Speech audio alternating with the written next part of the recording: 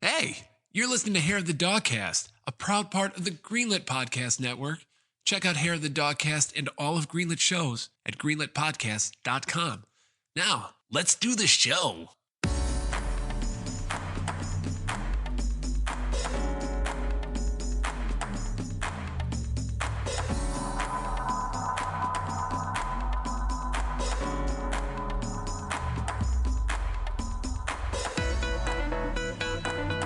Everybody, welcome to episode 69 of Hair of the Dogcast, your friendly neighborhood podcast about beer and video games and beer. I'm one of your hosts. My name is Tom.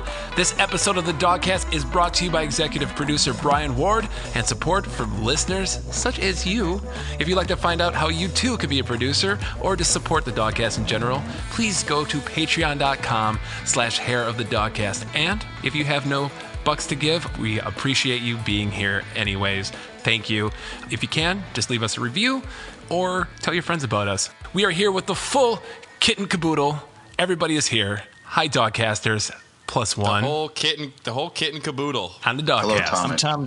I'm Tom's +1. You're my +1. Back by popular demand. Jake Packniak, you were on our last episode of the Dogcast where we rated the entire Final Fantasy series, or ranked rather.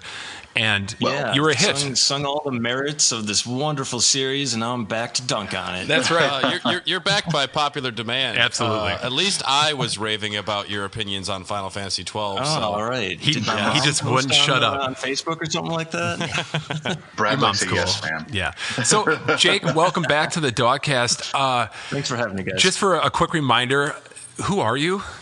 I'm a streamer. I play video games on Twitch and Facebook. You can catch me most weeknights. Jaek Rock, Jaek Rock. So you can check that out. You do some great streams, thanks. by the way. Kind of new to that whole thing and having a great time with it. It's good connecting people with people online. It's awesome. I'm shocked by the rate that you beat the games that you play, because you get through them pretty quickly. I think you were playing Super Metroid recently. Yeah, I beat Metroid and Super Metroid last week, which was my first time through both of those games, actually. So there's a little bit of a learning curve on those. What was especially going in totally blind to Metroid, no map, no nothing. So I spent the first 3 hours just getting totally lost. Yeah. And then decided to say, like, okay, what actually came with this game? A booklet? Oh, a map came with this game. All right, I don't feel so bad looking at this anymore. Yeah. Right. That is not cheating if the booklet for like NES games included stuff that you need to know. That's how things were. For Metal Gear Solid, you had to look for the certain radio frequency on the back of the box. That's right. Yeah, What was the Nintendo game that had that too? It had like invisible ink. Yes. Star Tropics. Star Tropics. Man. Yeah. Those were the days. Very cool. They now just give it to you. That or you have to buy a strategy guide in order to figure out how to get Excalibur 2. Yeah. right. I was going to say, there are some parts in Super Metroid where there are some really obtuse environmental solutions. Did you come across any of those? Like, there are some that are not as obvious, like the passageway that has a slight crack in its glass in order to get further in. Yep. Yeah, and the cool thing about playing on stream too is that you get a little bit of help from the people that are watching you. So some people are just fans of the game. They watch for other people to play through, and if they see it's your first playthrough, so I had one guy giving me all sorts of tips and like, oh, try this out, try that out. So that was cool when I was getting stuck. That's cool. Did you put in the Justin Bailey password? I did not put in the Justin Bailey password. No, I did not. Yeah. That was hot. Brad, welcome to the Dogcast. Hey there, Tom. How's it going, man? It's good. I have been feverishly photoshopping and editing my heart out, getting the next month's social media together. We're doing the character battle with 128 characters. You vote on Instagram through the story polls. And I'm very excited. First round, we got Luigi versus Sephiroth, and there's going to be a lot of good battles. Unfortunately, some people like Dr. Kawashima is going to get destroyed by Mario first round. It's going to be epic. Yeah, somebody fix that one. I think the fix is in. The fix is in. Someone had to go against Mario, but I've been doing that, and I actually haven't gotten to the remake as much as I'd like. I wound up playing Mario Maker 2 released an epically huge update. If you're a Mario Maker fan, the fact that they finally incorporated full worlds where you can create a world with 7 different stages, 7 worlds with 3 stages on each one. It's something that I've always thought they needed because you find one creator that can have a theme across a whole thing. They make a whole game. I got to the 7th world, but I had to stop to come and record with you jabronis. And, no. I'm so sorry. Oh, my God. But I guess the girlfriend had to steal it for Animal Crossing anyway, so. That's right. You can't hog that thing all the time. Dylan, how about you, man? How you doing? Oh, going crazy. I mean, pretty legitimately, I think there's a point I'm reaching now where it's like either I'm going to emerge a beautiful butterfly or I'm just going to be a puddle of acid slop that comes out of the cocoon. All right. I mean, we'll see. I really don't know. As long as you're not going beautiful sloppy butterfly. Yeah. Beautiful acid butterfly, yeah. Or the Ted Kaczynski route. Right. Yeah. I mean, well, I'm always Crazy Town. Crazy Town. Exactly, Come, a lady. yeah. Come, my lady. You're a butterfly. Shoot me in the facey. Hey, Josh. Hey, Tom. Can you hear me? Hi. Everyone can hear you. Okay, sorry. Yeah, what's up, buddy? Laptop just crashed, and hey, I'm back. I've never had that happen before. You are. We never doubted you for a second. I do. Sometimes. Yeah, what's up, guys? Selling some beer today, selling some beer yesterday, sell some beer every day. That's what I do. Still selling beer.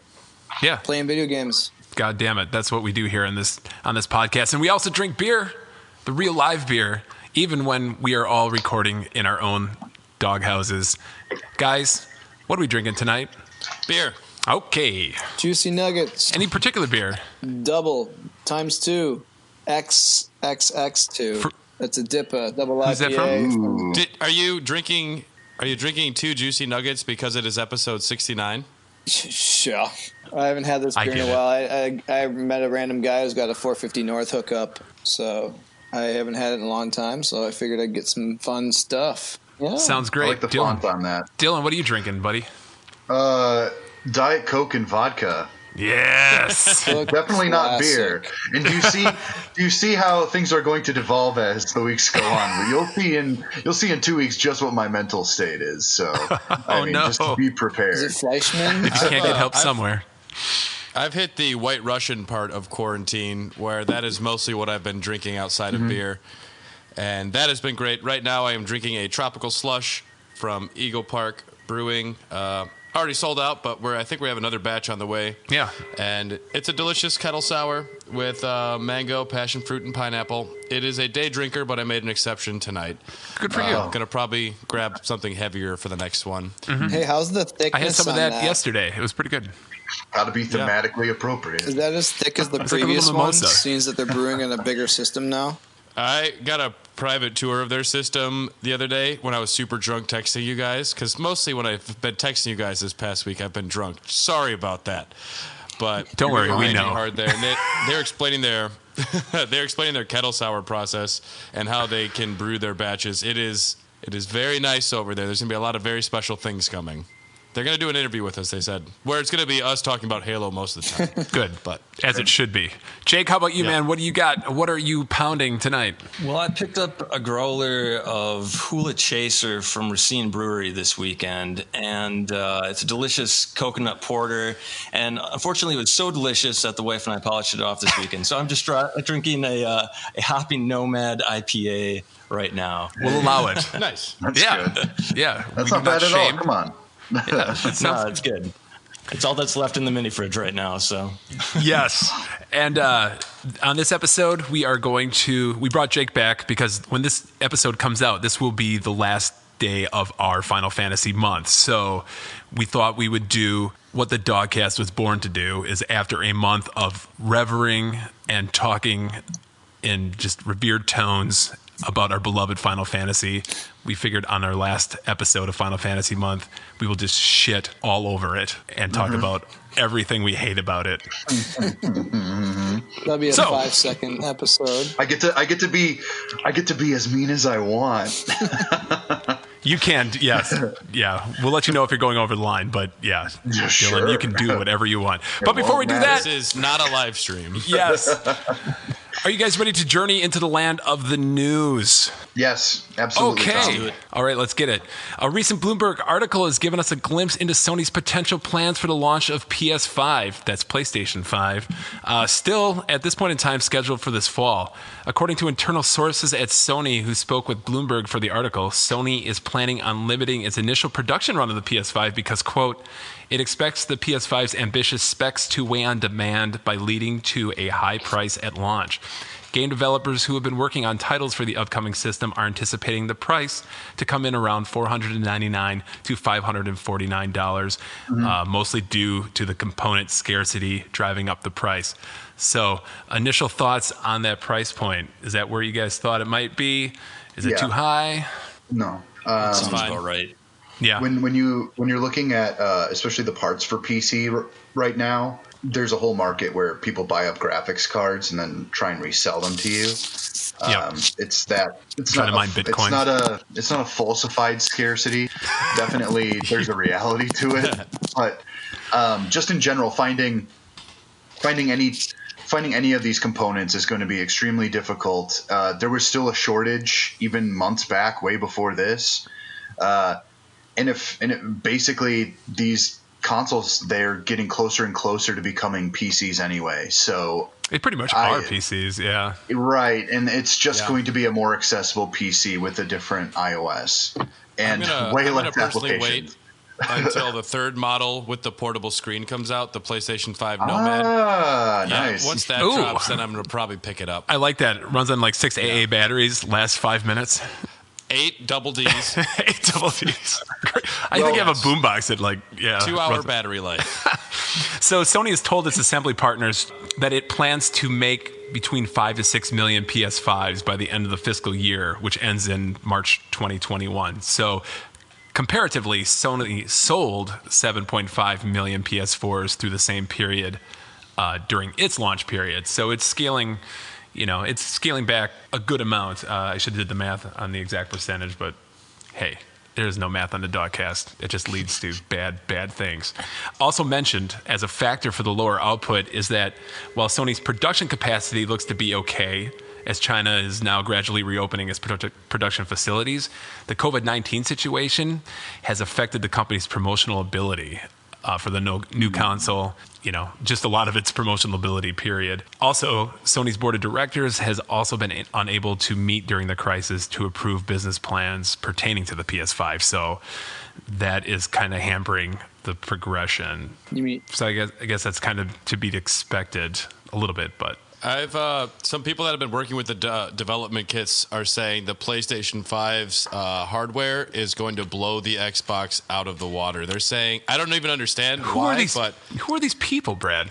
I was watching YouTube videos from some people that I trust. PlayStation fans. Sony Pony 75. Yeah. No, it was from Young, and he was saying that people that are getting their hands on the dev kits are saying it's going to change like the way they're making games. I don't understand it all. It's above my pay grade, but I'm interested to see it. They have some pretty cool proprietary hard drive tech in there that's going to allow for fast loading of games. Just fucking fast, man. Fast in your face. So one of the problems with new games, you got to let them load, or installing them takes 10 hours. Yeah.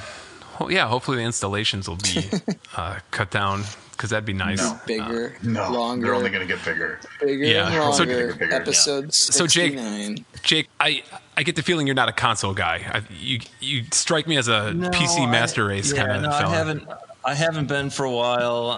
PC Master Race.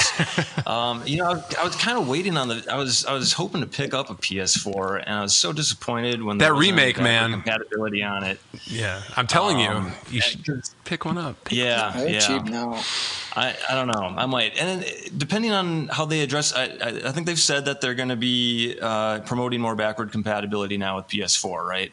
The 5 backward compatible Yes. with 4. Yes. So that might open me up to picking that up. I'm not sold on any given console. And there's a bunch of great games out there. On the flip side, you see once exclusive games like Horizon Zero Dawn getting ported to PC now. Yeah. And giving me a shot at that now. So I'm happy about that too. That caused a little bit of a stir in the diehard Sony community. They weren't too happy. It's been like 3 years. Let them have the game. Oh, exactly. Yeah. Right. That's kind of my MO is I'm 2 to 3 years late to the game anyway. So it's well, that's the whole thing. Backlog just keeps on growing, man. There's not enough time to play all these great games. That's true. Yeah. All these games are like I was thinking about the other day. now. What were you thinking of, Brad? Yeah. I was thinking of Horizon Zero Dawn the other day. That's a good game with a story that gets away from itself, but fun game. Yeah, and everything is, like you were saying, Dylan, $5, $6, $10 at most for a lot of these old games. So put them on PC, charge the full price again. Yeah. Eventually, I'm going to have to play Persona 5. Oh, yeah, you do. Yep. Yeah. Eventually, I'm going to have to. Prepare to have your life sucked away, but prepare to date some pretty interesting women. That's all I have to say about that. I already do. Yes. But Jake, to your point, if you're holding out for PS4, the potential strategy at the launch of the PS5, this is from several sources inside Sony that were quoted in the article, will be at looking to continuing to push the PS4 simultaneously with the PS5 as a way to get new customers into the ecosystem and onto their online services while the PS5 remains kind of prohibitively expensive and out of people's price range and scarce at the marketplace. I think the plan is they're going to basically slash the price of PS4. PS4s, yeah, that makes sense. Pretty substantially, or at least bundle them. You get 18 games, a PS4, right. For a cracker or something. I don't know. You get PS more. PS more, yeah. There you go. See? Oh, man, you should be in the marketing department. Yeah, there you go. Those guys don't even have to get together. We got Brad. Just send this shit in, man. Just fucking write on a napkin, send it in. And like you mentioned, Jake, also, given the fact that the PS5 will be backwards compatible with PS4, you can market both of them together and be okay with getting one over the other and still playing the games. But I guess I kind of had a rhetorical question, if this is the case, if they're still really pushing for fall, and they're worried about the number of units that are going to be in the marketplace, they're worried about maybe games not being done in time. That's another concern too with the COVID situation. Everybody's working remotely now and not being able to work at the studio together. So it's kind of making every game, being delayed lately. The sources within Sony did also say that they could delay the launch of PS5, but they'd only do so if Microsoft also delayed their launch of the Xbox this fall. So it's kind of become a game of chicken between the companies right now. Neither company has announced price. Xbox has still kind of maintained that they're coming out this fall, although I heard a recent interview with Phil Spencer. He's at a head of Xbox. Then he kind of said, we're still pushing for fall, but nothing's set in stone, and we will look at the factors as we get towards the inevitable launch. I don't know. I guess. Yeah, none of these companies want to, come out with just a handful of games under their belt, or be pushing stuff that fell back just because of the virus and stuff like that. So if it happens, I think people will kind of get it. I know there's a bunch of people waiting for it, and they're going to be disappointed. But ultimately, it's going to be the best if they get their due launch. Right. A botched launch is enough to destroy a console for years. Oh yeah. Yeah. Or completely kill it. So yeah. I have a question for the group actually. Are you guys day oneers with a lot of this stuff? Never. Neither am I. Yeah. I've done it before, There's no but I don't point. anymore. Yeah. I feel like I have to now that I'm on the podcast. But that's right. Otherwise, you have obligations. I'd wait until all of the faulty hardware is reported and people get their red rings or send their PS2s in, and then I can wait till they release the model that actually works. Yeah. I kind of see it both ways. I would be a day one purchaser. I have been for most of the consoles in the past, but I think the best bet is to delay, but I could see them maybe treating the fall as a soft launch, basically using the first, early adopters, the diehards, as guinea pigs and just the beta testers, and actually come They'll out. They'll probably with, get like a free wallpaper for being beta testers, though, right? So it'll be worth it. If you get the $700 edition, Brad, you know how it goes, right? The hot pink one. Dynamic theme. So yeah, I still stick to these are going to be delayed. I don't know where you guys fall. I think They're going to be delayed. Yeah. I think Microsoft is going to say I'll get it. When It doesn't. I get It doesn't fucking matter. One thing I noticed, though, I never forgot that 360 came out like a year before PS3, and PS3 took a long time to catch up. 360 was the main console at that time, and PS3. Yeah, that was huge for them. PS3 was also so expensive, though. Oh yeah. But I think, in my opinion, I like 360. I have a ton of games for it. I think PS3 did catch up to it, and they're both very great systems and worth owning at the time. Definitely think a little different now, but that's one thing. You come out early, you're the hot new flashy game system. I want that one now because it's out now. Oh sure, Just that alone. Cast. especially a year. A year is a long freaking time, and you're right, Josh. That counted a lot towards Microsoft getting a lot of market share that generation. So yeah, we'll see. I can't wait to start seeing some of the games, or at least having them announce. I think they're getting pretty close to announcing, or just having what their E3 event was going to be, and just showing games. I want to start seeing games because I've seen I think Microsoft's got some stuff scheduled in May, don't they? I think I heard that. Yeah. I thought they were going to do a reveal in May. It could be. They revealed Xbox One in May in 2013, and Sony came out and revealed PS4 in February of that year. So we'll see what happens. It's just kind of strange to see Sony. It seems they're exhibiting a little bit of lack of confidence, and I'm sure it's not going to matter much because they just dominated this generation. But I hope everything's all right. They're going to sell a lot of PS5s regardless. So. Yeah, they'll be okay. Yeah. I think they're going to learn. I think they're actually going to start adopting the Nintendo model of almost purposefully releasing limited quantities just so that there's never a difference between supply and demand, so that there's always demand and never any supply. That means there's no margin of loss ever. That's how Amiibos worked for a long time. That's how, when the Wii first came out, Nintendo knew exactly what they're doing. And so many people bought those Amiibos, and now they're just garbage sitting on shelves. What's an Amiibo? Yeah, garbage. Sorry, guys. Actually, I would disagree. I love my Amiibos. They look like Smash Brothers trophies. But do you use them for anything? Yeah, actually, I do. The Dylan experience. Most Nintendo-produced games actually have some sort of Amiibo functionality. Talk about Animal Crossing New Horizons. Allie had the Amiibo cards, and if you're unaware, people are buying certain characters for a certain amount of money. So technically, these cards are worth their weight in gold right now. So, how about my Wii U Amiibo Festival Animal Crossing that I got for $3 that comes with an Amiibo? Is that worth anything? No. $1 billion. Those ones specifically. Don't you get Isabelle in that one? I don't know. I never opened it. It was only like $4 at Target, and I thought it would be stupid not to get it. But. Yeah. That's way too much Amiibo talk. And some that are not. Let's just put it that way. That was the Amiibo Minute. There you go. Yeah. And in more Sony news, this is actually just kind of hot off the press. The Last of Us 2 is no longer delayed indefinitely, as we reported on one of our previous Dogcasts. The game is now scheduled to be released on June 19th and was last slated to come out on May 29th. And before that, it was last slated to come out in February. But apparently, this is it.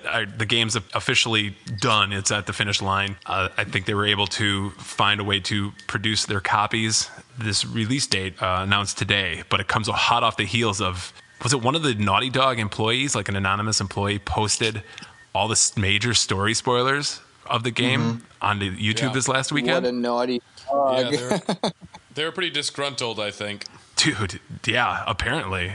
That's... Yeah, they were being treated pretty poorly, and the crunch was getting really bad. And that's what happens. I still think it's shitty, man. Jason Schreier will write a good book about it, though, so... Oh, to be fair, it's not like the person posting these was like, it wasn't like Snape kills Dumbledore. They literally said, here are the spoilers. If you want to know them, that's not like, I'm sorry. If you click on that, it's your own fucking fault. Yeah, but I'm worried about people just sharing them, and talking about them and then spoiling the story because it's so easy these days. Those people deserve to be chastised then. But giving out that information, I don't find that inherently but then there's going to be those ding-dongs that want to drive by saying Snape kills Dumbledore, but there are other people that get that information that are going to be assholes with it. I suppose. I guess I've never cared about spoilers all that much. They don't really affect my enjoyment of anything. They affect every fiber of my being. You watch the end of games before you play them. Yeah, well, sometimes. I'm not going to play Final Fantasy VII Remake. I watched the ending. Yeah. I don't have a PS4. I have no other option. It's all right. Hey, some people are like that. My girlfriend, she'll read the whole wiki page on a movie before we go see it. So, that's fine. Okay. Or flip to the last page of a book, Yeah. I'll never understand these people. But also announced was Ghost of Tsushima, the samurai game, is coming out on July 19th, and I believe this is Sucker Punch's first full game since Infamous 2 in 2014. Oh. So wait, no, that can't be right. There's Sunset Overdrive. That's Insomniac for Oh shit, you're right. Microsoft. That's a good one. Sucker Punch, really? It took them that long? Yeah, Sucker Punch was directed by Zack Snyder. I looked this up, guys. I knew you were going to do a Zack Snyder. You are a click off. Zack Snyder, no references ever. Jake, are you a Zack Snyder fan? No, not especially. Okay, you get to stay. Thank you. Infamous First Light was the last game they made before Ghost of Tsushima. Yeah. It's a standalone downloadable content action adventure video game. Expansion. The last release from that was like 2016. So yeah, they've really been working on this game. Yeah, they have been. I mean, this game looks pretty cool. I don't know what kind of game it is. It looks like a Bushido Blade kind of God of War-y thing. Neat. But Sekiro. Yeah, pretty much, yeah. I don't know if I'm going to be wanting to go back to feudal Japan. Oh, that's right. You're working through that, aren't you? Yeah, I am. Godspeed. Work is the word. Yes. I'll have more to say later. All right, moving on. Unless anyone has anything else to say about The Last of Us 2, I'm assuming we're all excited. I didn't think there needed to be a sequel, but I'll play it. I'm in the same boat. Yeah, whatever. It's fine. I'll play it. All right, moving on. Stop the presses. GTA 6 has been confirmed by multiple sources to be officially in development. That's right. Aww. In a recent Kotaku article by your buddy, Dylan, Jason Schreier, who has since left Kotaku to join Bloomberg Tech, amazingly, regarding the current workplace culture of Rockstar Games, there was a reveal that the next GTA game is currently in development. Some interesting notes about the game. Supposedly to circumvent a long development cycle and also alleviate crunch, sources say the game will be released as a moderately sized experience, at least relative to Rockstar's past offerings, which means it's probably still going to be pretty substantial. And content will be added to it over time via updates.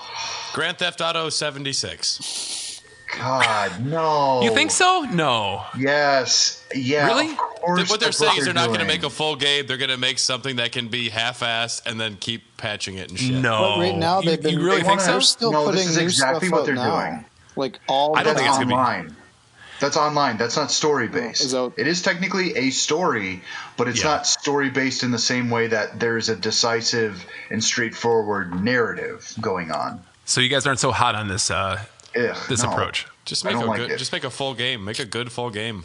Yeah, I don't know. I think it might. I think it could be beneficial. I think it'd be all right. I mean, if we can get a GTA game, it's going to be probably 10 years between games before we get the next game. So GTA Battle Royale in a giant city. I'm going to buy a Shark Megalodon card regardless for $100, and that way I can get my air jets or whatever. Yeah. Do you want to know what I hear when I hear this? I hear Anthem being like said in the background. Anthem. Yeah, we'll but have that's content. BioWare. We just don't know. The story will finish. We just don't know when and how.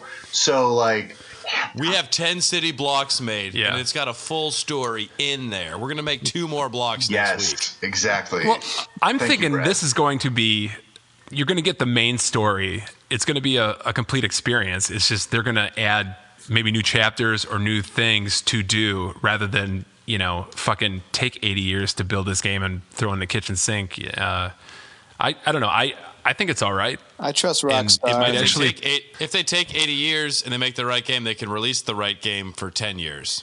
I was expecting I the guess. Warriors too, but not Yeah. surprised. That'd be pretty cool. Rockstar Future. has a pretty decent reputation, I would say. I think they've earned the right to be proven wrong, Sure, but I mean, if it's a mod, let's say it's a moderate experience. It's about half as long as the campaign in GTA 5. I still think that's just under the amount that I would have wanted anyway. I think they're really banking on the fact that there are going to be so many GTA Online people who are going to jump onto this and immediately not going to give a fuck about the storyline experience. They're just going to want to do the normal crap they've been doing, but in a new environment. So I don't know. I like there's some part of me that's like, release the story game and then later have online pop in, because isn't that what they did the first time?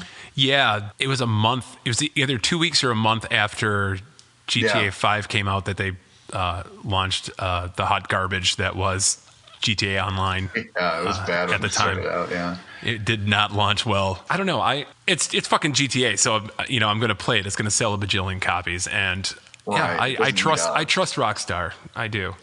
And I know Grand Theft Auto 7 is going to come out. Elder Scrolls 8 is going to come out. I need to measure my expectations because I have 3 years to live before I get to play these games. So I'm worried about next month and 3 months out. Once they're closer, Yep. Final Fantasy 7, I waited a long time for that remake, and it wasn't until a month before that it feels real now. So Yep. I'm happy that it's announced or that it's getting out there, but until it's about a year away, I'm not going to dwell on it too much. I hope you put those games in your PlayStation Nomad and bring them to my gravesite and just play them over me so I can feel. I'm going to bring my walker. Tom, it's out, Tom. Remember when we used to fucking talk into microphones about bullshit? It turns out it Internet didn't radio matter. is what they called it. That's right. Tragic irony is me and Dylan die way before you. For some reason, my soul is in like an orb that you have to set on a special thing in order to I get me carry to it talk. with me everywhere. Yeah. And you're like that fucking annoying little tutorial guy in Zelda. Listen, Just like, Brad. oh my gosh. You should get your penis checked out. It looks funny. So just where did that come from? Jesus Christ. I imagine since he carries it with him everywhere, he brought it into the bathroom, and I I'm just like, saw Gandalf throwing a blanket over one of the Palantirs. Bradley, your stool looks awfully loose today. Oh my God. Check out Raw Dogs every other week.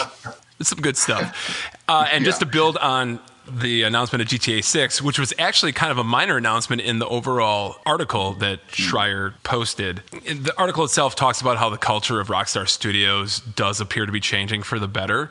Right around Red Dead 2's release in 2018, Kotaku published another article about the grueling and nefarious workplace practices that anonymous sources inside Rockstar were saying they were encountering and facing, especially leading up to that game's release. So, these included long work hours and pressure to come in on weekends just to have FaceTime with the Housers and just the misery of the crunch cycle. And since then, the company's supposedly taken a number of measures, I guess, to make the company more employee friendly, including, removing a lot of the management team who's kind of responsible for promoting that culture. They now made their QA testing team actual full employees with benefits. And then also the departure, Dan Houser reported he's gone. So I think he was a major factor of that culture. Yeah, I guess the employees interviewed, they were remaining cautiously optimistic that things will continue to improve, but they did note that, well, we'll see what happens because we're not really in the middle of shipping a game right now, so we're not really entering that crunch field. We'll see what happens, and all our best goes to you guys at Rockstar. And also, Red Dead Redemption 2 is coming to Xbox Game Pass in May, so Brad, you got to play that game, man. You got to. Yeah, just Arthur gotta. Morgan and John Marston. Boy. I just wish they'd. I really want to play it on my PC, but I hear there's so many problems with it still that I can't bring myself. Yeah, a lot of problems, I guess. Are there a lot of wicked mods for it? I mean, yeah, there's going to be, but what's really entertaining to me is that I can use a keyboard so I can fix the goddamn control mapping problems that I'm sorry. Red Dead Redemption 2 has a god-awful button mapping system. And the fact that I can go in and change that on the PC version means that's the only one I'm ever going to play. Yeah. I don't know if Jake actually that solves all the smacking your horse versus petting your horse, right? or like blowing someone's brains out instead of saying hi. Oh yeah. Yeah, don't map that to the same fucking button. Example, but whatever.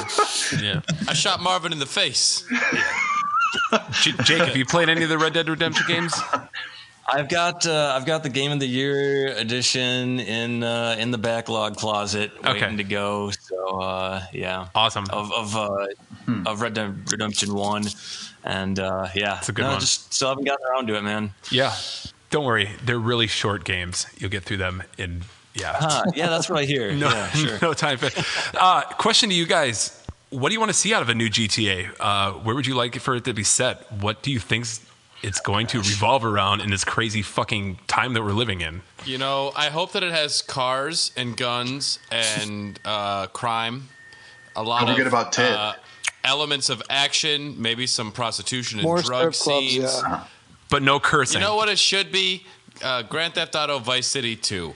Take us back there, make the 80s alive again, give me Love Fist, have them be an integral part of the story. They never got a spin-off game. That's what I want. I want more Vice City. That's what I want. Otherwise, more of the usual, some fun guns, some over-the-top characters. That's what they do, right? There you go. Set it in Russia. Make it a dirty Russian game. There you go. Paraguay. Yes. Have it set in 1736 Russia. Wow.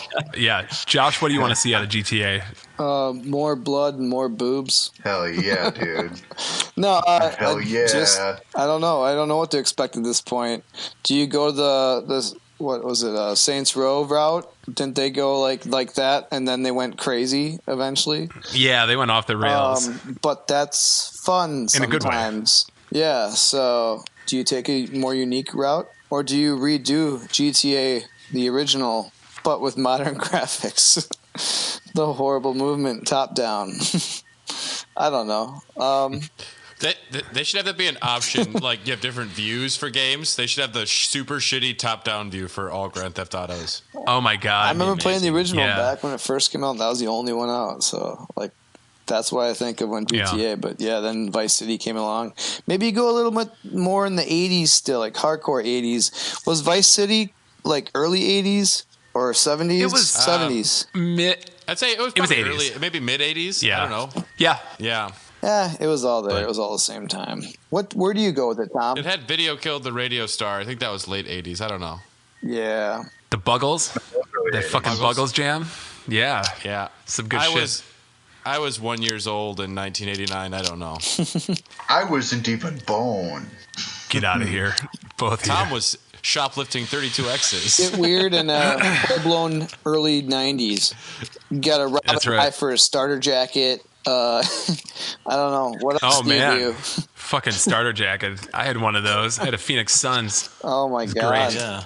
I still have one in the basement. I busted out for very old Packers games. I found it at a thrift store. I don't have it from back then still, but I found it at a thrift store, and it's got that S-star zipper, and you have to pull it over. It's got the big dumb pouch in the front for Yes. bringing out 10 cans of beer with you. Clink. My mom still wears that fucker. It's like the most gaudy purple old ass fucking logo. Like, Mom, That's cool. I mean, She's actually a hipster now. She's come around to being a hipster. that is true. Yeah. Yeah. She's cooler than you. Oh, indubitably. Come on. It doesn't take a lot. You guys know that. Okay, moving on. Our last news story In terms of game sales, holy shit, the game industry had its best March since 2008, with consumers spending nearly $1.6 billion on games, hardware, and accessories for the month. This marks a 35% increase in sales when compared to the same time last year. Whoa. So thank you, COVID. Thank you Yeah. for allowing people to play their games. And speaking of hardware, the Nintendo Switch set an all-time record for any March month unit sales ever. The increased demand has continued to cause the Switch to be difficult to obtain if you've tried to obtain one lately.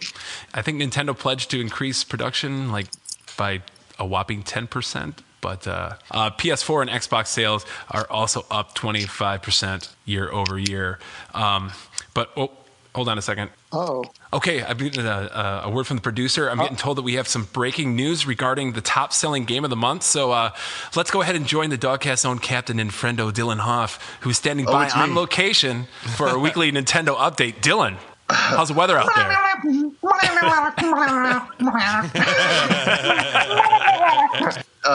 Yeah, I've been doing that to Allie for the past 3 weeks. Let me see if I can do it more in my tone though. There we go. Yeah, this is Dylan live from his village. Actually, Allie's pretty much the only one still playing it. But Animal Crossing has been selling like gangbusters. This is such a backwards planet we're living in, because I have been playing Animal Crossing from the start, which I've described on another podcast. But the fact that it's doing this well, and I have just normal people trying to talk to me about Animal Crossing, wild. They're like, this villager, he sucks. And I'm like, yeah, he kind of does. And it's just it's like having a normal conversation, but they're talking about their dumb little island. And I'm like, this is weird. This is very strange, surreal. I saw someone was posted their turnip prices on their island on Twitter. They got DM'd by Elijah Wood asking if he can come to their island. What the fuck is this game? Everyone's at home, and it's escapism in its finest, and it's cute, and it's a way to keep your hands busy. But people are talking about checking in every day to see fucking stock prices or prices on their fucking corn or carrots or whatever. I don't get it. A lot of people don't have real things to do right now. Whatever keeps people holding on. Yeah. I've been more active on my Switch recently, and I've seen the number of hours some people have put into Animal Crossing since it came out, and it is scary. I have friends that are in the over 250-hour range on Animal Crossing already. Yeah. And their islands look great, though. They sure do. Yeah, Dylan, did you see just how much it sold, or? I didn't get the exact number. Yeah, they didn't release any numbers, I don't think. But no, there are it just estimates. Says cuckoo bananas. From what I understand, of the lifetime sales, about 30% of it is now New Horizon. Oh yeah, I think you're right. I think it is it's already the biggest selling title in the entire franchise. It's astonishing that it took a deadly disease for Animal Crossing to be a hot ticket Nintendo property. Yeah, because it took them forever to put the villager in Super Smash Brothers, which makes you know that it wasn't a high priority and they didn't take it seriously. So I mean, I don't know. And now that it's super popular, like a dumb hipster that I am, I'm kind of like, I can't think about this anymore. It's like when Brad and I got done recording the Final Fantasy VII episodes, I was like, I can't think about this plot or this video game for the next 3 months. I can't do it anymore. Right. And we'll talk about why we hate Final Fantasy shortly. Yes. Boy, do we have an episode for you, Animal buddy. Crossing? Allie is still playing it, and she visits almost every day, and it's just something she does after she's done with work. But I've had all the opportunity in the world, and I'm just like, yeah, but I used to check into Destiny, once a day to do some daily missions when I got home from work. Sure. That's no different. No, it's like work. Pretty much. Well, it's different gameplay. Got to check in, check an email, check the fucking turnip prices. Yeah, the game had the third best launch month in unit sales of any Nintendo published game ever. And only behind Smash Brothers Ultimate and Smash Brothers Brawl. Wow. So, yeah, that's pretty impressive. Good for them. Tom Nook is going to be wishing for a pandemic like every 5 years. You know? My girlfriend hasn't like used a video game controller in years, since the 64, and she's playing it right now. She's on Booger Island. She's trying to make a bridge or something. We'll have to have her to our island soon. Right. Yeah. Tom, are you playing right now? Animal Crossing? Yeah. No, I have not. I have not heard the call of the man. wild yet. I'm sorry. I wouldn't say it hasn't crossed my mind once in a while, but there's other stuff to play right now. And Crossed. wow, yeah. See what I did there? Yeah, you did it on purpose too. Yeah, and just rounding out the top 10 best-selling list games in March. Number 2 was Call of Duty. 3 was MLB The Show, Resident Evil 3, NBA 2K20. 6, Doom Eternal. 7, Persona 5 Royal. Grand Theft Auto 5 is the number 8. 9, Borderlands 3, and 10, Mario Kart 8 Deluxe. But it should be said that Animal Crossing and Doom and Mario Kart do not include digital sales. So I think Doom would probably chart higher on that list if they did include digital. A lot of Doom's pre-orders, like mine, didn't come till a week later. So some people probably downloaded it as opposed to bought the physical copy. Could be. Could And be. also, if they would have kept Mick Gordon's original soundtrack, they probably would have sold better too. But they fucked that one up. Yeah. Mick Gordon has said that he's probably not going to work with them again after they ruined his soundtrack. Yeah. What is it? What's that story, Brad? Can you? They remastered all of the songs. Like the higher ups there decided that they were going to retool his music, and he had to come out and say, just so everyone knows, I only mastered a couple of those songs. They took my music and they butchered it. I won't be working with them again. And that's Mick Gordon saying that. That's not a good thing. Yeah, the first one was great. I definitely did notice playing through it. Like, I mean, it was still noticeable, but I didn't get into like how well done the first one was with the music, and how like you went into a battle, the music naturally just came up, and it was heavy in your fucking face, and then when you finished, it kind of fades out, and you get like an orchestratic, like and it's done, and that music made that on. fucking game. It's contributed It's so a lot much. less dynamic from what I heard. It's just a lot less interesting, and it's just kind of across the board much flatter, and Like Iowa. he's very unhappy about well, it. number one, Right. it is the gameplay. Yeah. Number one, I mean, and it was still a great play. It wasn't hugely noticeable, bigly noticeable. I'm sure, though, if someone who's like a major audiophile listened to Yeah. it, they would immediately say, there's something off here. I noticed it too. But like because it is, I think it's harder than the first one. So you're really focused on the fight. So I heard it was pretty difficult. It's definitely like it's right off the different. bat. It's different. You got to get used to it, and you do as you keep Right. going. But because it's so hard, you're really focused on the gameplay. But then there are times when like you're finishing the fight, and you're thinking about that. Like where was where was those crunches, man? Like where was those metal? I don't feel like Satan's playing with me. It's.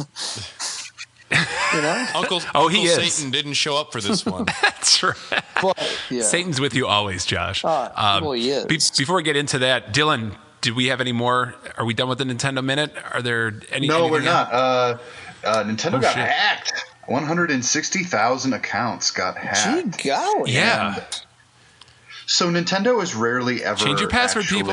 Nintendo is rarely ever a target for these things because a lot of the people who spend a lot of money on video games don't tend to do it on Nintendo. But the fact that Animal Crossing came out and drew a ton of attention into that space, hackers, they saw it as an immediate opportunity, and there you go. Now Nintendo's dealing with crap that they don't even they didn't have to set up these security firewalls, because if you're just literally going to someone else's island through their online services, there's no reason to hack into that shit.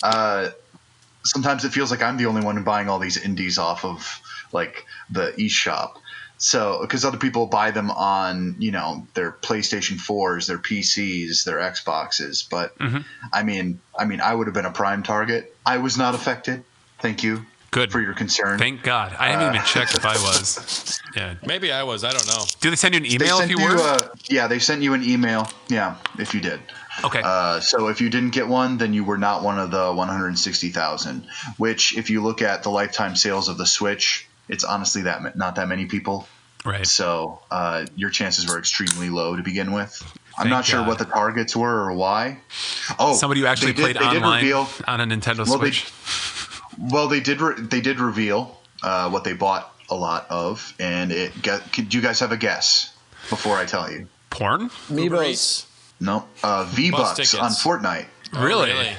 Most of it was charges to Fortnite. That's good at least. Yeah. Those people, they Perfect. deserve it. Yeah. Fuckers. Yeah. They deserve all the praise in the world for that lovely video game that we all play. Every night I check in. Every night. All my buddies. Get those friend codes out there, you know. I gotta play that Tom's just fucking living for the Fortnite. I have a V-Bucks. feeling if all of us played Fortnite hard for like 3 days, we would probably get into it. I played it a little bit, I tried. not a lot, but I don't think it's as bad as people give it crap for. I have a few friends that play it a lot all the time, and they love it. I don't know. Yeah. I don't want to be that old guy who's saying, I there's played something it. to what Animal they're doing. Crossing, bunch of turds. God damn it. I just hate the art Fitter. style. I hate the I art played style. the You like original cartoons? Final Fantasy VII. Yes, Jake. Did you guys see the concert experience thing that they did though? Oh, Travis Scott? No. Yeah. Did you watch it? I caught a little bit of it, not on Fortnite. I just saw another stream of it or whatever. YouTube or something? Yeah, exactly. I thought it it looked pretty sweet. I thought. Really? I mean, it did. I could totally see getting into that. If you're into that community and stuff like that, it would be super hype. I'm sure. I saw a still picture of it, and it looked like Dr. Manhattan just taking over the fucking landscape or something. Just a big shirtless rapper dude. I believe Deadpool 3, it's got its first teaser in Fortnite for the Deadpool moving into the MCU officially. It was teased in Fortnite in like a Deadpool Really? DLC thing. Wow. Yeah, if you're you have to find him in a bunker or something, and then there's like a poster that hints that he's coming to the MCU. Okay. That's something they do though. I don't know. Do you guys remember when you were on Fortnite and you got to hear the Emperor speak for the first time before dead Rise of speak? Skywalker? The dead speak. And you had to play Fortnite in order to hear That's it. That's right. I forgot about that. What the fuck is this world coming to? I have no idea. That is so. It seems like such a strange oversight because I listened to like the recording of it and I'm like, that's the actual guy. Yeah, like like they didn't go half into it. And it's like, I am now alive and about to take over the galaxy. Your account's And I'm about like- to get hacked. Raw Dogs Podcast. Let's get him to do it. I swear. Ian McDermott. Fuck. I'm hooked up to a bunch of scary machines. Yeah, fucking movie, whatever. Okay, that ends our news segment. Let's go into what we've been playing. Josh, you have been playing Doom. You have finished Doom. Yeah. You have got the Unmaker. You have obtained the Unmaker. Pew, pew, pew, pew. And all is good with the world? Yeah. I might 100% it. I'm pretty close. I got a lot of the secrets and stuff. So when I first played the first game a while back, I wasn't paying attention to getting the secrets and stuff and maxing out and, getting all your weapons mastered. So I'm like, as I'm playing this one, I was doing that and like taking my time with the levels and searching and I 100%ed a handful of the levels and missed a few things throughout. So I'm pretty close to completing it 100%. But yeah, I enjoyed it. The art, the speed, it's faster, it's harder. Definitely something different is the ammo. The ammo is scarce in the beginning. When you power up or level up, it's like health, armor, or ammo. Go ammo first before anything. Everyone goes health or armor. No, you want the ammo. No. So, Okay. there was times where I'm like, I'm running around a whole area and I'm like, I'm out of weapons. I have no weapons. And Just all I strafing had to and do jumping. was wait for my grenade launcher to build up again. And that was early in the game, and I was kind of getting like pissed off at the game. I was like, "What the heck?" Yeah. Like, You're not alone. Like I said, I've heard that from other people that it but it quickly spikes quickly. It quickly, probably 2-3 levels in, you start to get that ammo, and And then they eventually do the chainsaw, right? Oh, Where you can like. play it away. Yeah, you get the chainsaw, and it rehabilitates, or it comes back. You can use it every so often on a weaker enemy, and that gets you a bunch of ammo. But you get lesser quantities in the beginning, so you got to unlock the ability to obtain more. So even before health or armor, you got to rack up that ammo. Do you think that there was a specific like design choice they were making in that, or do you think that was an oversight? No, I think actually in the outcome, I think it's better gameplay this time around. It is faster again, like I said, with its speed. They were in the right direction in the first one. I feel like they really nailed it, and they added like a little what's the term? You kind of zoom in the air kind of thing. Like it's like a fast sure air dash. Yeah, there you go, a dash. Yep. You can double dash.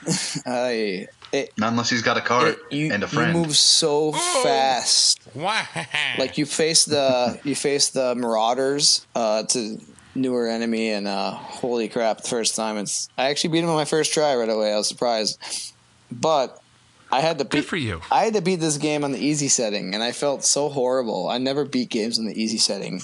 It was hard. Wow. It was pretty hard, even with the easy setting sometimes. So I beat the first one in the hurt me plenty or whatever setting. Mm-hmm. This one, I had to play through, but no, it's all right. Anyway, I did that with the first game. Fine about it. I felt fine about it. Even hell yeah, man! Through the whole thing, no shame. It was so fucking hard. And I don't think it would have been enjoyable. And I see people. I'm watching people play it nightmare mode. I'm like, you guys are nuts. But I watch them play, and I don't know how they can work the controller so perfect. Or maybe they are playing PC or something. But they're shooting like they're not missing a shot, and I don't even know how that's possible. We all got our eyeball visions and stuff, and drugs. So it's probably drugs. Red Bull. Yeah, at the same time. It was a hell of a fun game. I actually couldn't believe I was through it when I was. I'm like, I thought it'd be longer, but So is it going to be the game of this decade? Too early to say. It's true.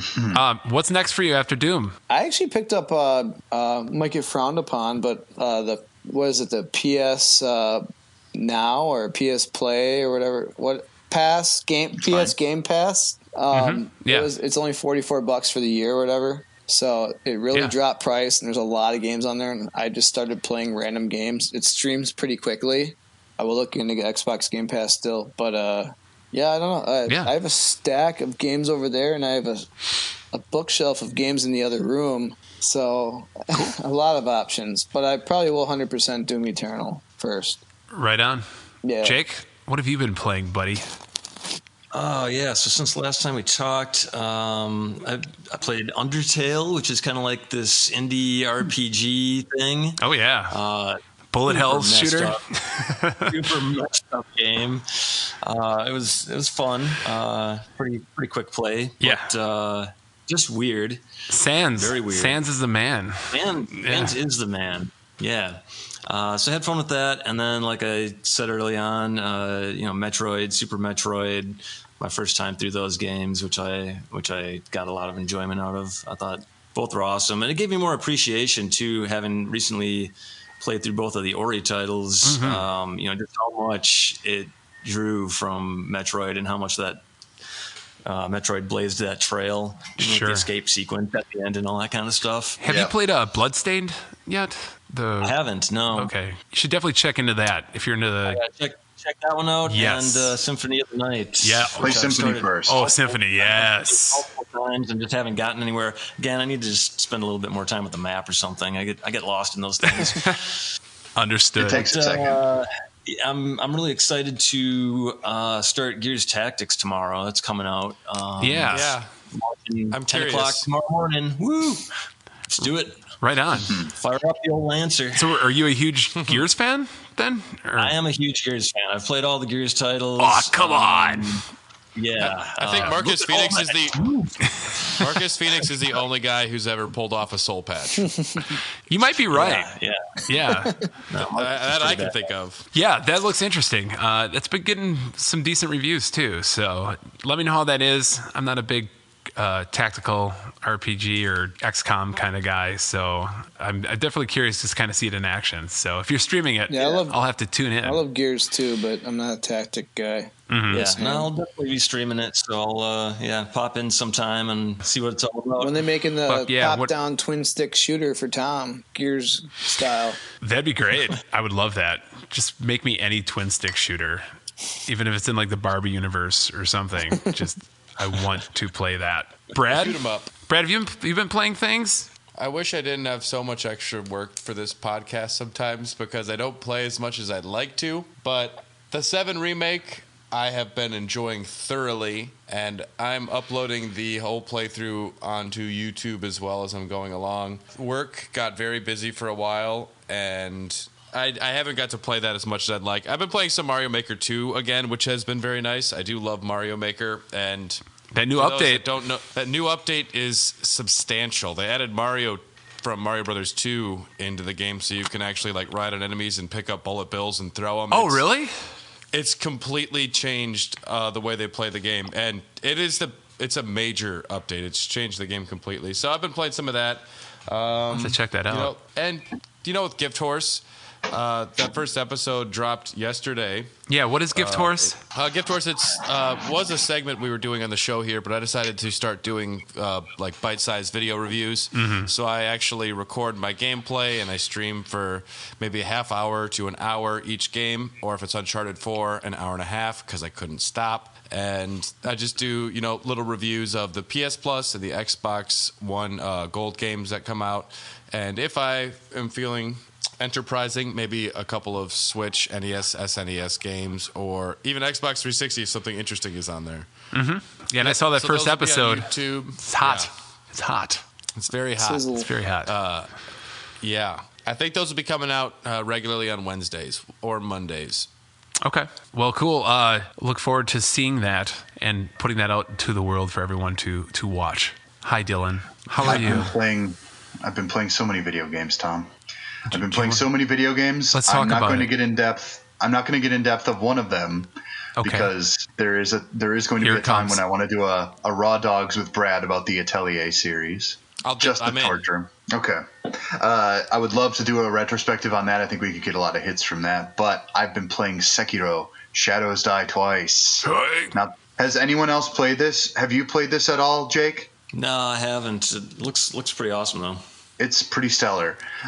Tom, I just have a question for you right off the bat. How far did you get? Not very. I would say I am at, I don't know how far you are, but I am at the bull guy. I never got past the bull boss.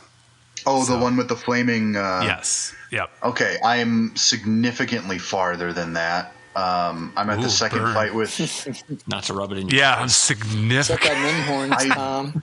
I bashed my head against that boss so many times. The bull? This game is... The way they dole out information and the way they teach you how to play the game is so... It's so interesting and it's so trial by fire that there's no other way to like figure things out besides like, I don't know, maybe I'll just dash in the other direction, or maybe because at first the game makes you think that it's like this one-on-one kind of like you get into like kind of a miniature sword fight with a lot of parrying and stuff like that. But then you start to realize pretty quick, especially when the mobs get a little bit bigger, like any Dark Souls game, you have to figure out ways how to lure people into areas and figure out how to best solve any particular environmental puzzle, blah, blah, blah. Right. I quickly found out that with especially like that flaming bull boss, all you really have to do is stay right next to it on its left side and cheese the fuck out of it. Yeah. And that's really like any Dark Souls game, it's truly just figuring out the one thing that you have to do. But this one gets a little strange because your health is so low. So if you get hit even twice, you're pretty much killed. It is immensely frustrating, but I cannot stop. Yeah. Are you enjoying it or just playing it out of spite like it's not going to beat you? Well, I did a little last night. Actually, I found myself getting into a real Zen state about it. That was and not I got a pot. Really far. Yeah, reference. No, it was It's not. a podcast. It's a podcast. That's correct, Brad. Thank you. Kids listen to this. Don't do drugs, stay in Do school, they? you know. I don't think they do. So do you anticipate seeing it through to the end? And Yes, I have to. I don't have. I invested way too much thought and too much like mental energy. Was there a transition period to go from your Dark Souls brain to the Sekiro way of playing? Yeah, it was after I kept dying in the early parts. Right. It's you've really got to. One thing I will say is this is the best environmental design that Miyazaki has done since the first Dark Souls, and I'm even counting Bloodborne in on there. Oh, wow. There's a lot more. Well, the fact that you have this grappling hook means more verticality, and one thing that defined the map in Dark Souls 1 is that there are a lot of spaces stacked on top of each other. So The movement does feel great. There are so many things you probably even missed just by like the nature of you think you're just going across a standard map.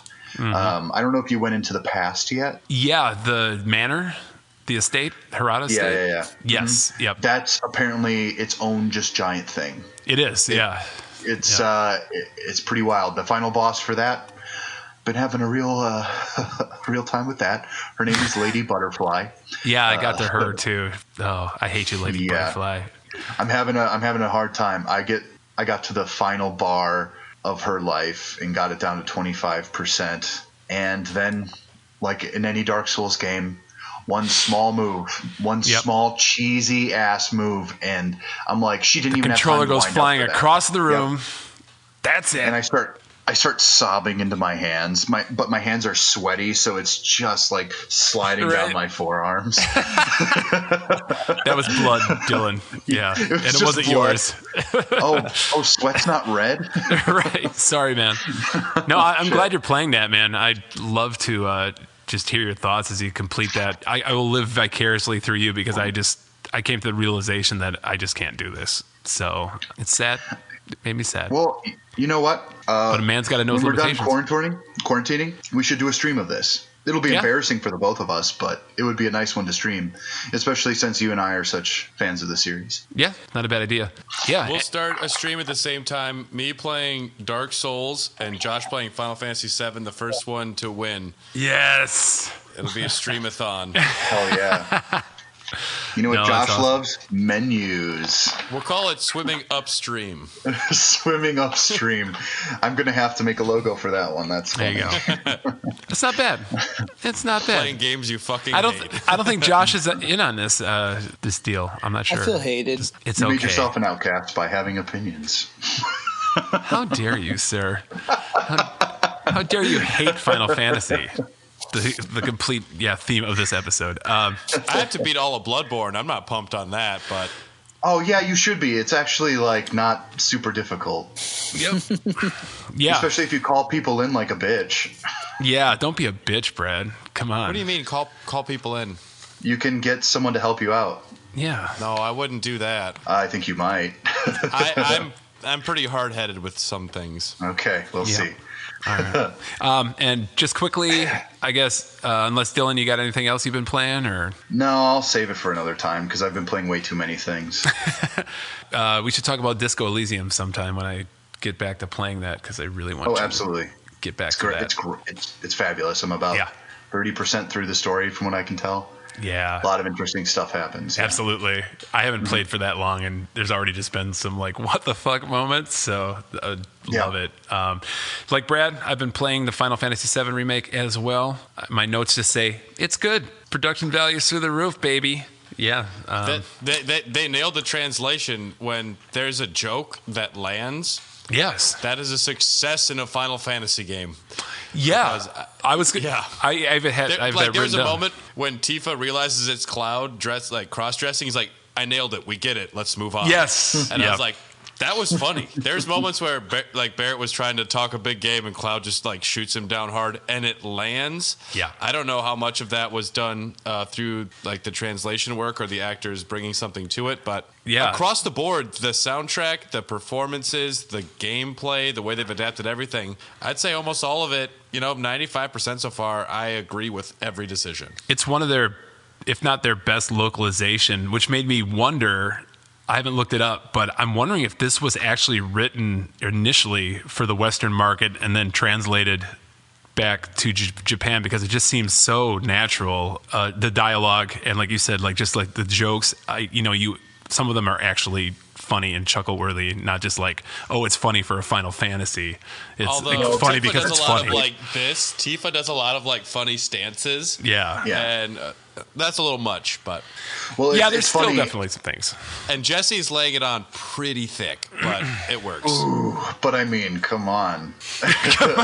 We're Jesse. We're all Settle Jesse down, people here. Dylan. Oh, she's fine as fuck. Yeah. It actually makes sense with Devil May Cry 5. I believe they used a lot of English people for their mocap. So I'm going to imagine a lot of that happened here, because there's no way in hell that they're actually animating all those expressions. I just really don't think that they actually took that time.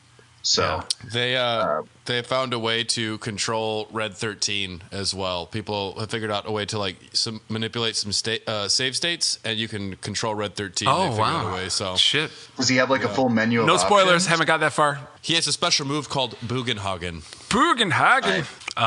But Boogie. I like the battle system. I think it's the best implementation of that kind of real-time thing that they're trying to do through the last few games. Like good Kingdom Hearts. Yeah, I'm still, but pretty much. I'm not ready to say Kingdom Hearts 3 is bad. There's a lot really great, and there's some really fucking bad. But there are some issues with. There's still some issues with the combat that you start to see some chinks in the armor. But we can talk about that stuff later. Hopefully, we can do a Final Fantasy VII spoiler cast. And what else? Oh, one last thing I've been playing. This little fella. It's a TurboGrafx 16 mini console. Hey, I want that. It's fucking awesome. Like, I'm having such a good time. This is my, after I'm done playing Final Fantasy VII, just boot this fucker up, try to play a game, beat a game. I know you guys probably don't have a lot of reverence for the system. And I want to pick one up. So many good fucking games on it. It is stacked. So I mean, if I did have to wait until Christmas season to get an order from now, since I don't know why, but that's when the orders are allegedly coming for the new ones. So, I'm very much wanting to grab it because it's gotten such great reviews, and just import it, baby. The library is stacked. It's crazy, yeah, and it has the CD games on it too. I beat Salamander last night. Great shooter. A lot of good shooters on here if you're into that thing. But Schmuppers. Yeah, let's go ahead and take a break, and we will be back to talk about our hate about Final Fantasy. Final Fantasy, you're just the dumbest. Stay tuned and listen to these great shows on the Greenlit Final Podcast Fantasy Network. hate. Final Fantasy hate. Oh! Final Fantasy hate. God damn it. Hey folks, it's Asif Khan, CEO, Editor-in-Chief, over there at ShackNews.com. Give a listen to the Shackcast, the official Shack News podcast of Shack News, over there on the Greenlit Podcast Network. Video Death Loop is a podcast where we watch a short video clip on loop until we just can't take it anymore. Along the way, we'll try our best to make each other laugh and to hold out longer than the other guy. You can jump in on any episode, no need to worry about continuity. Check out Video Death Loop on the Greenlit Podcast Network with new episodes every Friday.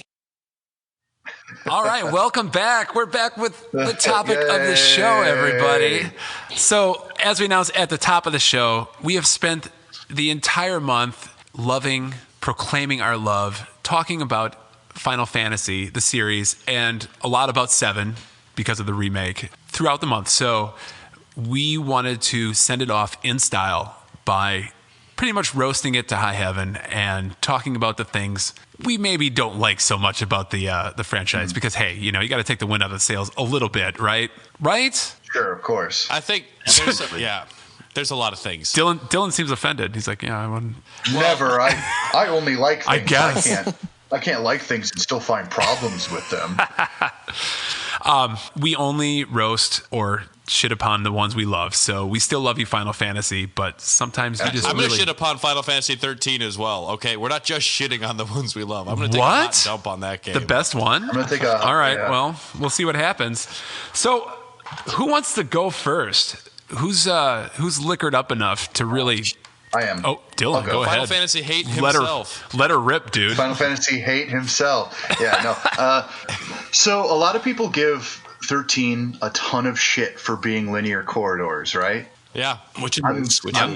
I'm sorry.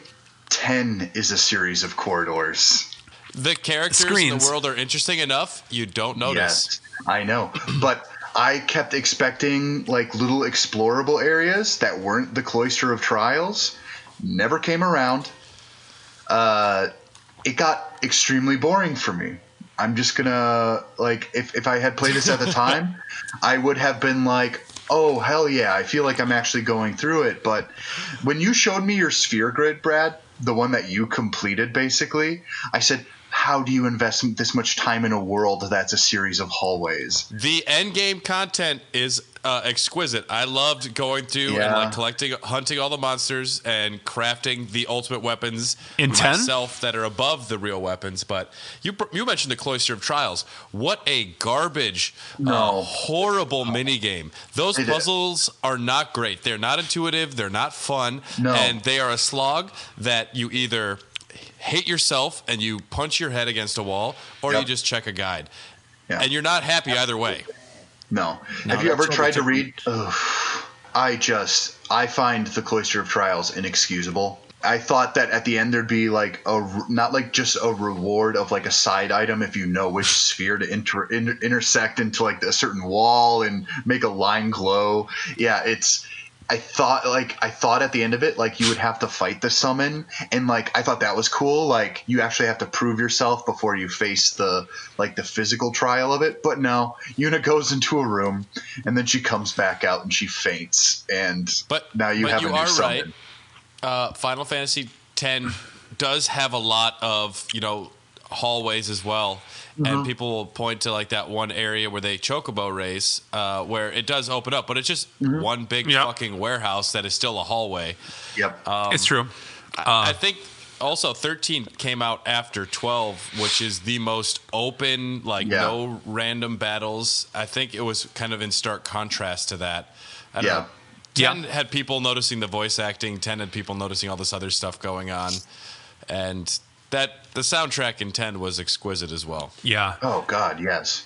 And to build on the linearity thing, Dylan, especially with the advent of 10, one of my pet peeves is I want them to bring back and let me fly a fucking airship, like, so bad. I knew that they had to do that. There were probably technical reasons, that they took away the airship. So, I mean, there's technically still an airship in the game, but it's just a menu to select where you're going.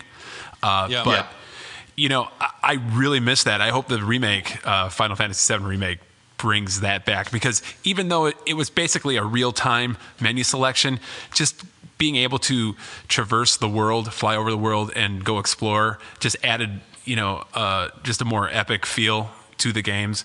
And I really hoping they bring that shit back, because there's no reason why they can't now. That is like one of my pet peeves. Well, Tom, I have a surprise for you. It's called Bravely Default, and it's basically Final Fantasy. I've heard and they have that in it. Bravely Default is a very good video game. Yeah. Those are the guys that made Octopath, right? Yeah. And it's fantastic. I mean, I'll vouch for Octopath any day. I beat it. It's a great game. It's just a little light. Samey. I guess that's the way of putting it. It's light and samey. The battles are fantastic, though. I would say that Bravely Default, because it sold so well. You're saying it'll give me a fucking airship? It gives you an airship, yeah. Oh, okay. All right. If you're willing to crack out that 3DS. I don't know if I'm ready to go that far. Let me just wait for Bravely Default 2, because that's probably what will happen too. Jake, how about you? Oh, gosh. So let's... for me, I got to back it all the way up. And I think Square kind of dug their own grave on this one, or spoiled the fans that have been with the series for a long time. Because for the first say 15 years of development from the first game. 15 years takes you through 11, basically. And we had awesome releases on new consoles right out of the bat. We were basically getting a new Final Fantasy game every year or a year and a half at the worst. And after that, we've had 3 main title releases and an online release in the last 20 years. Yeah. And it's slowed down a little bit. So the development cycle, the delay, the stupid naming. For a while there, I thought every Final Fantasy game from here till infinity was going to be some variation of Final Fantasy 13. If any game deserved the sequel, it was 13. I'm going to make a proposal that they should have, starting with 7 or even with 10, they could have continued to make either like 2D style or like PS1 style games, and they could have shorter development cycles, and they could be continuing the series also in that fashion, because I think there is a hunger. If they release a game in the vein of FF6 again, that similar sprite work and with the same story and gameplay considered, I think that would sell cuckoo bananas. Not only were they killing it from a development cycle time, but they were awesome games. Now we have to wait a long time, and we get Final Fantasy 13, and then a sequel to it, and then another sequel to it. Right. They should also have done Final Fantasy VII Remake, where they made it down into an FF6 like stripped down version or something, or even I don't know. Don't give them any ideas. If they wanted to put out more Final Fantasy titles, I think that'd be an interesting way to do it. And I think about the sequels too, like games that deserve sequels. Let's say 10. Everyone likes. A lot of people like 10. Yeah. And you take the thing. Let's take 10 and then let's change what was good about it, and let's introduce some other crap and just make it totally inaccessible to people that like this game. Yep. So you loved FF10. We're gonna open up with a pop single. So speaking, Yuna suddenly wears booty shorts now. Yep. Everybody except they couldn't figure out a way to get Lulu in booty shorts, so they had to make a new character that was essentially Lulu. So I am paid. As part of she's paid. Right? As part of this exercise, we also asked some of our listeners what they hated, and since we're on the subject of sequels, we have some reader responses to kind of go along with what we're talking about. So Ben, speaking of 10-2, he goes on to say, speaking of shitty sequels, the dress sphere system in 10-2 turned me off completely to the game. As a sequel, I was expecting a variation of the battle system in 10, which I enjoyed just fine, but 10-2, garbage, steaming garbage, even with the slutty outfits notwithstanding. And our executive producer Brian Ward also said, not every sequel is terrible, but did the world need 3 Final Fantasy 13 games? And almost every mobile game sucks balls, and with the pay-to-play features. And we just want a true Final Fantasy Tactics sequel. Come on, Square. Yes, we do. Damn it! I will say, Final Fantasy X-2's battle system is deeper and more fun than it is on the you think on the surface, but it's so wrapped in a obtuse, strange setup where it's all mission based. I agree. And it's not linear at all. And I think that is just such a shakeup for Final Fantasy X fans, which was almost made to be my first RPG for a lot of people. Yeah. And then all of a sudden they're introducing the most intense job system and missions and non-linearity, and it scared everyone away. And then people that also loved Final Fantasy saw that pop song, and they're like, I'm fucking scared away from this game. Maybe not the best to lead off with that, I guess. But you live, you learn. Yes. Instead of Auron standing on the edge fighting like a giant monster, and you transport to another dimension. Universe. Yes. Yeah. Give me that. Fuck you, Square. We hate you, Final Fantasy. Especially you, 10-2. Just kidding. I actually like 10-2 as well. So Final Fantasy 12 is my favorite in the series. I will you say don't that say. The story. I mean, the story starts off strong, but it kind of whittles away near the end. But the original main character was going to be Bosch, this almost 40-year-old disgruntled captain who was kind of framed and put into prison. Now that's a main character. Sign me up for. I want that guy. But they decided late in development, that's probably not going to work. Let's have like a 16-year-old with a tight little vest who has nothing interesting going on. He'll be our main character. Yeah. Street rat. I ain't got that, Pinello. Let's go fight something. I don't know. Yeah. Even though you're rather tasty. And that's not fair because Aladdin is a charming character. Vaughn is a wet blanket garbage character. Yes. Pinello almost as well. At least she has got a little spunk to her, but I didn't care for either of them. They would have been fine supporting characters. I think that the series should make some bolder protagonists.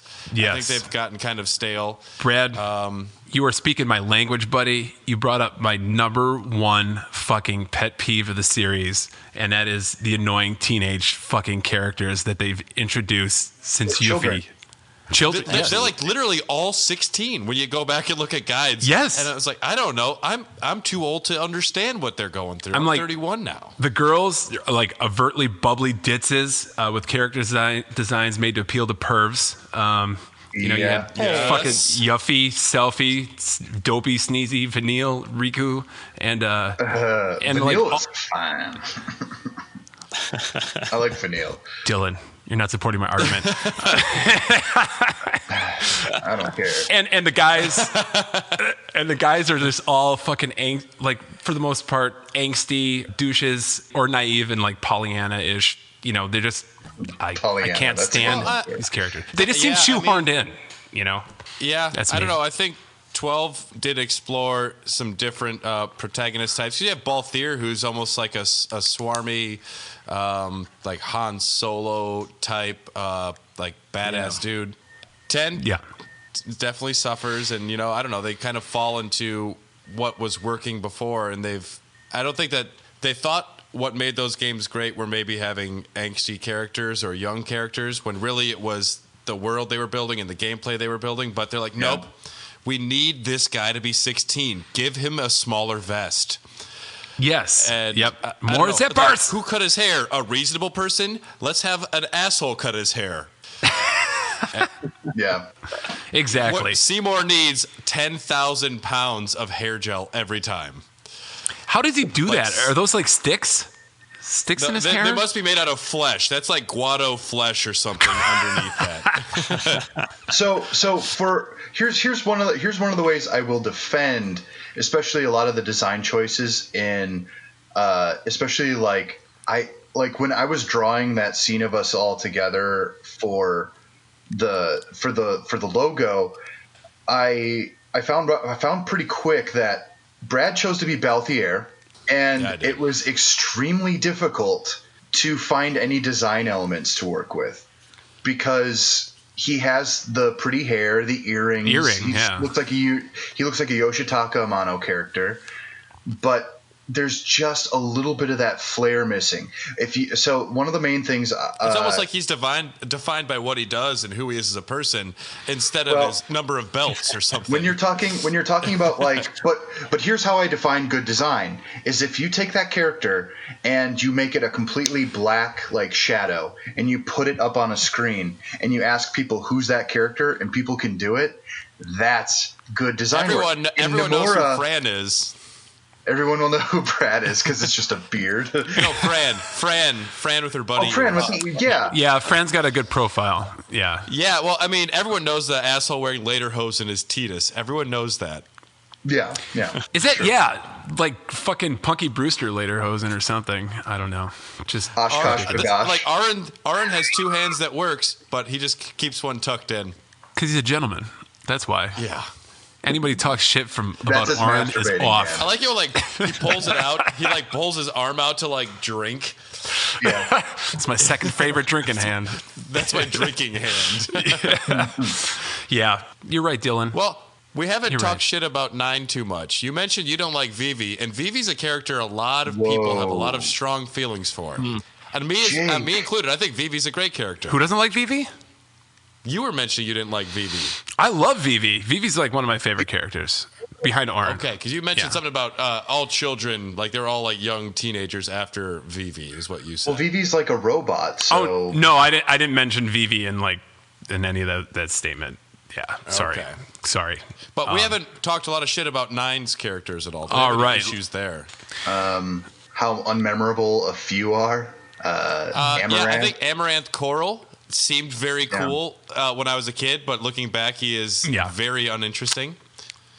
Maybe almost like Boba Fett, like a cool design that just doesn't really add up to anything. Yeah, I think that game has the most uneven set of characters because some are extremely memorable, and then you have Aiko and Quina. Aiko, yeah, exactly. I didn't even remember she was in the fucking game. So let's talk about Quina Quen and Ketchi. Now hold on. I know that's what I'm just like setting you up here for a shot. Here. Oh yeah, come on, Dylan, let's go. I love Quina. I think Quina is. This podcast is about hate, cool. not love. Is it because you love food? Well, I like his mechanic. The way that he learns blue magic is by eating them. It is not a male, so let's be sensitive there. Quina is an it. It is not a he or a she. But in the text, they refer to it as he most of the time. Well, I've read the guide multiple times. Oh, God. Seems like you haven't played it, though. No, I have played it, but the fact that they strictly refer to Quina as he/she or it. I don't care. So Brad, are you saying why do you hate Quina, or why should Dylan hate Quina? I guess I don't hate Quina. It's a bonkers design. I wish. Absolutely. I don't know. It fits in the Final Fantasy lore, I guess. It works that next to everything else going on, but I just want to be in the bigger problem. I have a bigger problem with Ketchi than Quina. Quina is at least a unique approach on a different creature. And I like when they bring in like the Abominable Snowman from FF6, which is a useless character. Just hang on a second. But One second. We're talking about Cait Sith to everyone except for Brad and Dylan. So go ahead. I think people will disagree with you there, Tom. I think you can look it up on the internet. Now listen, keep going. My family lives in a place right now called Sobieski, Wisconsin. It's a Polish word. And they insist on calling it Sobieski. Now it makes them wrong automatically because there's a way you're supposed to say it. Right. And just because you never heard it aloud doesn't mean that it's not supposed to be a different way. Now, I called it Cait Sith for a long time too. But I mean, hey, you gotta look it up. Yep. I just wanted to put it out there in case, there are people like me out there. Well, I'm from South Dakota, where the capital of South Dakota was founded by French people, so naturally it's Pierre and not Pierre. Shut the fuck up. Are you kidding me? No. Yeah. My teachers Have you heard were someone wrong. try to pronounce Waukesha? When I moved to Wisconsin, I was eternally confused. For Oconomowoc's awesome. Just bring that on somebody. Oconomowoc rules, It is not. dude. It is not Potawatomi. Hawatomi. I thought it was Potawatomi for a while, and everyone laughed at me like I didn't know who Jeffrey Dahmer was or something. So I think we need to have a tiebreaker. Josh, Cait Sith or Quina Quen? Okay. Josh isn't moving paying on. attention anymore. He's zoned out. What are you listening to right now? No, I couldn't hear you. Look at him, he's plastered. All right. Worst character in all of the Final Fantasy games. Jake, you first. Whoa. Okay. Oh, I got mine. I mean, Ketchi is, I guess, takes it for me. Really does nothing. It's just kind of a total throwaway. Like, let's move the plot along, and then let's make a sacrifice. And really, it's not dead. It's just some dude in a tower controlling this remote control thing. I'm with you. For me, if I'm going to gripe about something about 9, it's got to be the end boss. And 9 isn't the only game that suffers from this. But you don't like Necron? Final Fantasy will build up. We got this. Yeah, you think you know what's going on, and all of a sudden, oh no, wait, there's another level of bad that you didn't know existed. We still got to shoehorn this cool monster design that we couldn't fit anywhere else in the game. So now it becomes Deus Ex Machina. You bring up such a great point where the Final Fantasy games are on the way to delivering such a perfect story structure, and they finish it, and they're like, "But wait, there's more."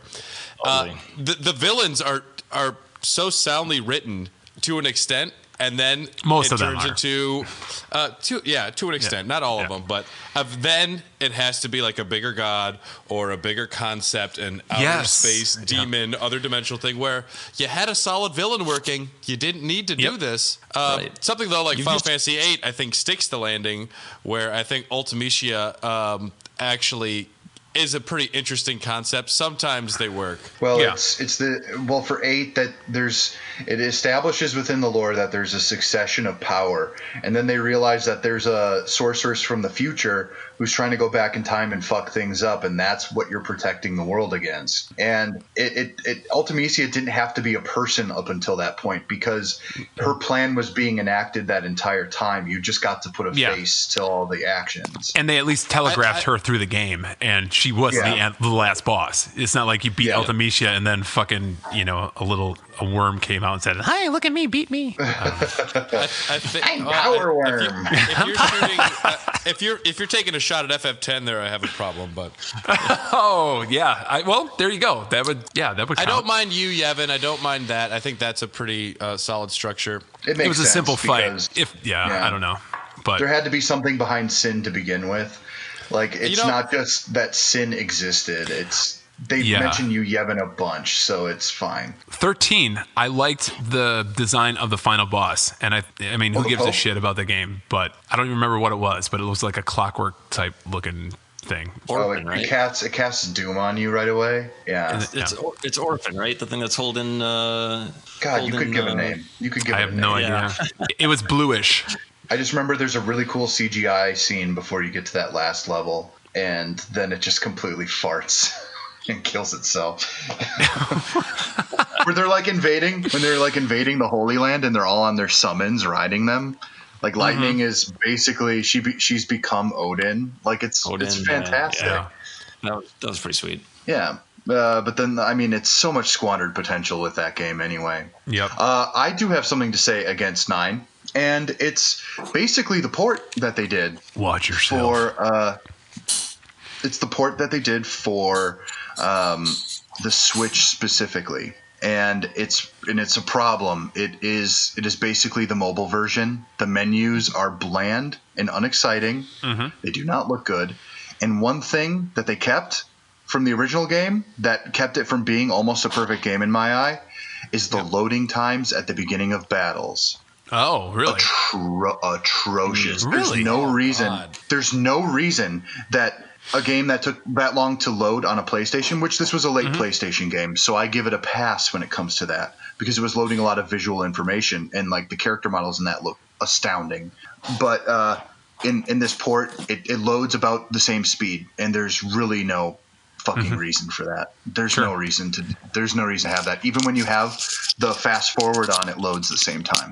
Yeah, I think and that leads into another pet peeve that was written in by one of our listeners. He says terrible PC and fucking mobile ports over the years. He said, I get that people want to play the game they loved on another platform, but when they can't properly port a game from the 90s over 20 years later, I'd rather they not do it at all. So 7 was good. 7 was a great port. 8 remastered is fabulous. I don't have that many problems with it, but when I played 9, one of the ones I really wanted to see updated so that you got to see the real detail of the backgrounds because it was so richly illustrated, it just fell completely flat. It's really strange. Sometimes it feels like it's still like this hazy background, and then you're just moving a character model through it. It's not as cohesive. That's one thing I'll say. I think that there is a problem that kind of stems from Final Fantasy: The Spirits Within, where the Gooch, old Sakaguchi, took a whole team to Hawaii, refused to do smart financial decisions, made one of the biggest bombs in cinema history, which looks great-ish, and it's terrible, but without the Gooch there, Squaresoft became desperate. They had to merge with Enix to become Square Enix, and they started using the series as a cash cow instead of we need to make the best game ever as the next game. Yeah. They started doing spin-offs. They started doing sequels because they needed to start pushing out products to make money. And to mixed results, I know Sakaguchi was even involved in some of like FF11 and getting that running. So online is a great thing, and 12 as part of the Evil East Alliance, but you can really tell that they lost their direction before they started just like forcing Nomura without even giving him an option, really, that you need to start taking control of this. But I think 13 and 15 to large extents are both missteps. And I don't know. I think they lost the sense of where they were going and what they were trying to make. Because everything, FF 1 through 10, you can just tell that there is heart and effort and people pushing to do something there. Yeah. And I can't speak to 11 and 14, but my brother and Dylan, you guys both love those games. I think there's a lot there that is awesome. And I like 12, but that is a very different game. But I don't know. Once they lost the Gooch, I think it has hurt the series in a big way. Yeah, it seemed like Gooch actually had like turned in a design document from front to end, and the later games seem to be built on iteration. Well, let's see where this goes. Well, one of the things you can do if you miss the old days of Sakaguchi, and I followed Sakaguchi after he left as well, Blue Dragon on the Xbox 360 as well as Lost Odyssey on the 360. If you wanted to see Lost what Odyssey is so good. Lost Odyssey is basically Final Fantasy 11, if you ask me. It might as well be. If they didn't make, obviously, the online, which I still come into a kind of place where I'm like, do I really want to call that like the actual numbered sequel? Because these function like MMOs and not actually like like JRPGs. So it's a lot more timing based. Right. I just play those if you can find them. Did they port those to PC or anything? They still locked? Blue Dragon or Lost Odyssey? Blue Dragon should not be locked on the 360 anymore. That game deserves to be seen. You can get it for cheap. I think I bought it on the Xbox One or the PS4. I got it for super cheap. I own Blue Dragon, and I have Lost Odyssey on the 360, and I can vouch for them. Those are some awesome JRPGs, and Blue Dragon has Akira Toriyama, if I'm not mistaken, right? I mean, Akira Toriyama can do monster design in his sleep and character design, so I don't really give it that much credit anymore like I did. And I like the look. Hey, I like Dragon Ball Z. I like the look. It's definitely very good, and they get a lot of like classic monster designers from, like previous iterations of Final Fantasy, because obviously people still want to work with Hironobu Sakaguchi. But Mistwalker Studios, all of this really upsets me because both him and Nobuo Uematsu are like designing mobile games. Nobuo Uematsu is making soundtracks for mobile games, and it made me want to cry. I wish that Dylan. they could just realize the Gooch can be a total buffoon sometimes, and to just put Nomura and Katase, like have them be kind of always around and contributing, but I don't know. It's like when George Lucas is left to his own devices, he can make some bad decisions, and it will hurt your company eventually. But I don't know. If they brought the Gooch back and Give me the Gooch. I need the Gooch. I think it's his design that really defined what Final Fantasy is about, and they lost the Gooch, and you got to bring the Gooch home. They brought the crystals back. They need to bring the Gooch back. God damn it. Crystals without Gooch? The crystal's coming home. Yeah, the Gooch is coming home. Man, So could we talk about crystals a little bit? Not just crystals, but crystals and chocobos and moogles. Breaking chocobo. Sids. And all, so obviously Final Fantasy is loved because it's got this brand, but that brand has grown to a place now where it's like they've got to shove all of this stuff in all these games now. And before you even get into it, that the story has to like piece all these references and stuff together. And some of it is small and cute and, keeps us coming back. But, personally, I'm ready for chocobos to take a game or two off. Go back to the pen. Controversial. One living in Zaz's hair, honestly. And it was cute. I'll give it that. But, do it justice if it's going to be in the game and make it meaningful, not just a reference. Yeah. It's kind of bigger than it knows what to do with a lot of these elements, I think. I don't know if Hip Hop to Chocobo is good or it's my nostalgia speaking, but I know my girlfriend hates that song. Ooh, really? You share the same opinion as right along into that, absolutely, because like they're trotting out all the themes, and again, that's just part of its nostalgia. We look for it. We're like, oh yeah, that's that. But we've heard it a million times before. I don't need to hear a Moogle say Kupo ever again. Ever again. Not once. Ever again do I want to hear the fucking word Kupo. You don't have to say it after every sentence. And just to our listener Ben also wanted to pile the hate on the chocobos, who he said, I've never totally understood the allure of chocobos, and their theme music has always annoyed me. I don't know if I agree with that. Like it's a catchy tune. I hold a special place in my heart for the chocobo theme music. But you mentioned he was complaining about the Wall Market soundtrack too. I don't agree with Ben. Yeah, the bass part was a semitone off. So yeah, he was bothering him a lot. That actually, you know what? There was something I always found like about the do do do do do do do. Am I thinking of the right song? Yeah. Okay. Yeah. There was always something I never liked about that. Maybe because without a guide, getting all of the stuff for Cloud's outfit is so astronomically stupid. Because I was like, I gotta do it. I gotta do this part of the game, and it's probably because I spent so much time there that I ended up hating it. Yeah, I guess something that I hate that the series does that started, I want to say maybe in 9, maybe even you could go further back, but with 9 in particular, if you want to get the best weapon in the game, you have to beat the game and then beat the game again to get the Excalibur 2 and follow a very bizarre list of expectations. Mm-hmm. And then you have something like Final Fantasy 12 where you cannot open 4 specific chests to get the Zodiac Spear. Makes 0 sense in game lore.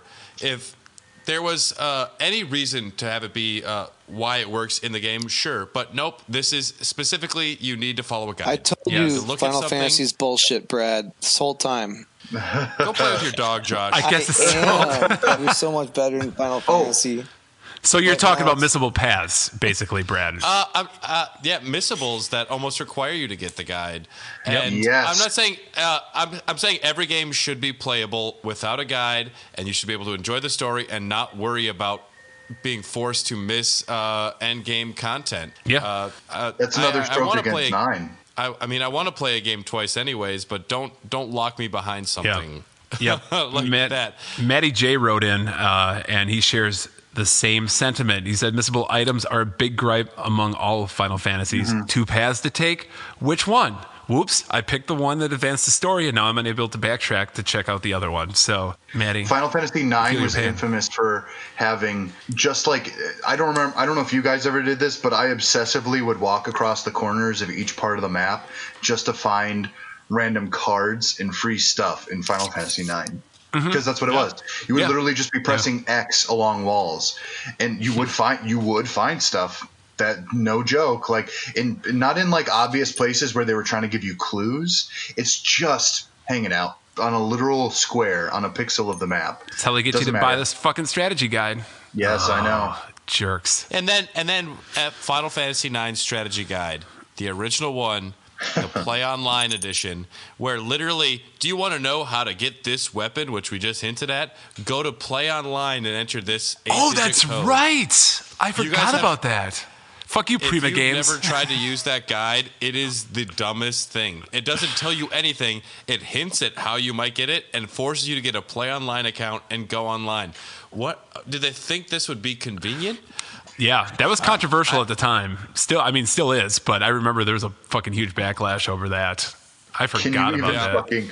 Can you even fucking imagine? Like, you get a guide to like Final Fantasy 15. You open it up to the first page, and it says, "Here's a code that you redeem on a website." And it's like this nicely bound book, and because that's what a lot of guides are now. They're like these great little compendiums with nice little bits of artwork in it and stuff like that. But I can picture them doing it, like giving you an art book and saying the guide is online. I'll never need to use a strategy guide for Halo games, but I love to have them to look at level layouts and just study design. And that's what I do with Final Fantasy games too. It's interesting to see everything laid out. And when There's literally nothing laid out when you buy a fucking guide. I remember being disappointed. Yeah. I'm Yep. sorry for your loss, Brad. I really am. That's how I knew to get Okay? the certain players for the Besaid Aurochs, because that guide was tight. Yeah. Now, Jake, I kind of share this one with you. Kind of have the same one here, but remember, it's not so much now, but the unskippable summons, all the unskippable cutscenes, and long ass fucking battle animations. You know how you could start Knights of the Round and then go get a master's degree in nuclear physics and come back and it's still going. You know. Knights of the Round, like, you know, to beat, you know, Ruby Weapon like everyone else. You had a lot of time on your hands. Yeah. What was it? 9 where they eight is worse in my opinion than 7. 8 at least gives you a mini game to do while you're doing it. Well, bash on a button. That could. I think that's bad, because then you can't tune out and check your phone or like read a book for an hour. You have to sit there. It goes on and off. Well, it goes on and off. It's your choice. There's going to be a base amount of damage, but you can boost it a little if you want. Yeah. That actually gives you an option on whether or not to pay attention to it. I think. Okay, let's talk about FF Hate. Ooh. A lot of people. Ooh. I'm not saying I do. Hate. No, I know. I'm not saying. Hate. No, Dylan. A lot of people. Everyone was used to Final Fantasy VII's kind of approachable battle system, the materia. That was something a lot of people understood. FF8, they brought in some crazy mechanics with junctioning, with having GFs like with abilities. You had to draw magic. I mean, it's not that different than Edspurs. If anything, is it just too smart and difficult of a system for a lot of people to understand? Did they do a poor job at explaining it? They do. Yes and yes. So they explain it, but not in any like truly applicable way. It's one of those things that you have to stumble in the first few times. If they had given you like a comprehensive, more interesting looking menu, I think that would have helped the situation, because it's normally like this flat gray with a lot of text that you're reading through. Is this a cut above in terms of complexity for Final Fantasy? Yes. The answer is absolutely yes. Yeah. And I think that people in their frustration, the characters in the story, either you're gonna find it to be charming or you're gonna like tune out. I think that's a part of it too. But the further you get in, the more charming all of this stuff is. You find a lot more character. I don't know. The enemies level with you. That is so much more interesting than just Final Fantasy grinding. 2, man. I love that they scale with you, because then they have access to different attacks. You can draw different things from your enemies. You know, in the problem with Final Fantasy VIII is I hated the they level. made a card. Yeah. They made a card game that was so fucking good. It was crack cocaine. I didn't care about anything other than playing that card game. Triple Triad for life, man. I didn't care about anything. You didn't Dylan, care are you about okay? the story? Are you okay, No, Dylan? I'm fine. I would totally forget about the story. I would play that game for days, try to find new people to get cards from, whatever, and then like, what am I supposed to do in this game? Right. I feel like I beat it already. I'm the master at Triple Triad. That's what I I'm wanted to get supposed the do. Quetzalcoatl card, and then I was supposed to like go do something. Yeah. No. The only reason I got further in the story was to get other cards that you had to get that were locked behind story missions. Like, come on. Well, the story is actually a lot. It's a lot faster paced than what I remember too. And I'll be honest with you, the way characters meet and interact with each other, a little bit more believable than the way people in Final Fantasy VII meet up. Yeah, but then nine comes along, just heavy on charm. Like fun fantasy story. Sure. The crystals are back, baby. 8 is a bastard child that deserves a lot more love than it gets. Well, I've always said this. I'm a fan of the game. I don't care about the branding. Like you can give me a video game and you can say like, oh, this is just titled, I don't know, like Squall's Journey or something like that. And Squall goes west. Well, Squall goes west or something. And I'll be honest with you, like if they didn't attach the words Final Fantasy to this game, it would be revered right now. It would be talked about in circles. It might not even have been as popular, but I know for a fact that it would be talked about. Yeah, it would have been a cult classic, which it is kind of within the community anyway. because there are still people who will live and die by it. I'm not going to say I live and die by it. I think there are better Final Fantasy games, but I certainly I found it to be just like straight up. I praise originality and going for it. If it works to a certain degree, I think you've achieved what you're doing. And I think, sadly, the character of Zell should be the mascot for our podcast because we are the HOT Dogcast, and he loves hot dogs. Yeah, it's true. Zell is the poster boy for us. Yes, he is. I blame the fact that Final Fantasy VIII came out the same day as the Dreamcast. So that's obviously what brought it down. I can't believe that's true. That's amazing. Yep. Yeah. Yeah. The Dreamcast was way too early then. Yeah. That first level of Sonic Adventure, man, just ruined it for everybody. Johnny Galecki loved it. Yes. How about totally playable? Going back a little bit, the fact that Square had no faith in America and gave us baby versions of games and straight up just didn't release certain games in the series in the West. To be fair, we're not really proving ourselves very intelligent these days. So it's not like I'm not taking that away. Yeah. It's so They're right. Give us Mystic Quest 2 right now. Right. Yeah. We don't deserve this. Responding to all this. They knew that numbers weren't our specialty, and a lot of what Final Fantasy is reading numbers on a screen. Yeah. So it's amazing that people are still saying it's so confusing. Are we talking about 3 or 6? Okay. No, just it's not grow confusing. up. You can figure this shit out. I'm sure you can. They released the Final Fantasy VII remake in Japan, and it's the actual complete game. They only gave us the first chapter. Yeah. They got the lost levels. Because then when they did give us the games, they were not presented in the way that they were really meant to be either. So yeah, there's been international versions for almost all of them where they made them easier. They took some random battles out, which I would argue was an improvement, but yeah, I agree. I still think Super Mario 2 way better than the Lost Levels. So take that game. Take that, Japan. It's a new game versus some DLC. That's the difference there. Exactly. Well, I mean, Super Mario 2. You mean Super Mario USA? Yeah, baby. That's what I prefer. Are we talking about Doki Doki Panic, which was, of course, a Japanese festival? Based on an Arabian family. Pac-Man was a pizza. Puck-Man was Fuck-Man. Okay. And Bubsy was based off of me. So we do have some listeners who wrote in with hate on some of the MMO games, 11 and 14. Ooh, I love this. Yeah, so I'll start with 14 here. 14, this is executive producer Brian Ward.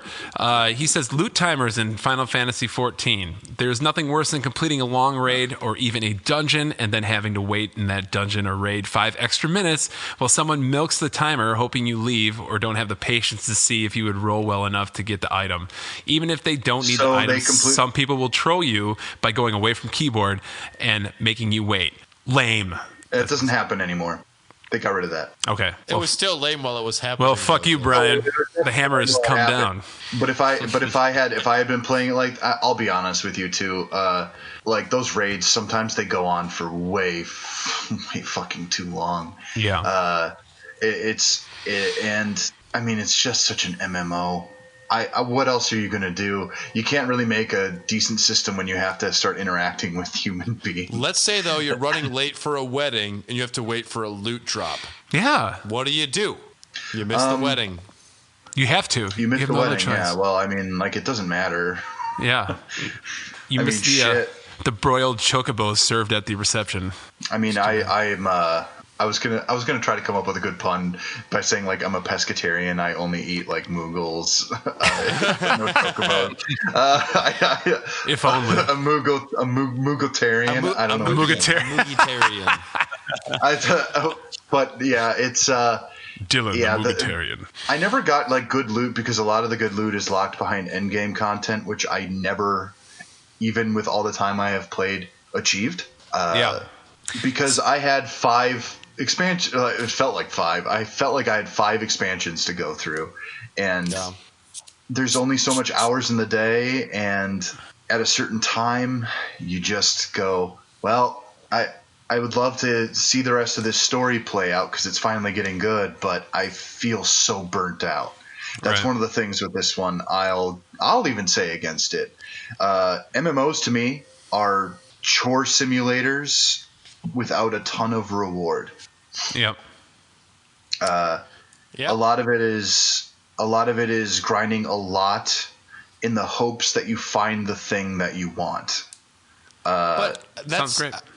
That's kind of what people are looking for, though, too, with games like that. Even with Destiny, getting together with my friends and having something to work for, that's what you want. You're there for the social experience. That's primarily what you're doing. Speak for yourself. Speak For yourself. Yeah. What if you hate people?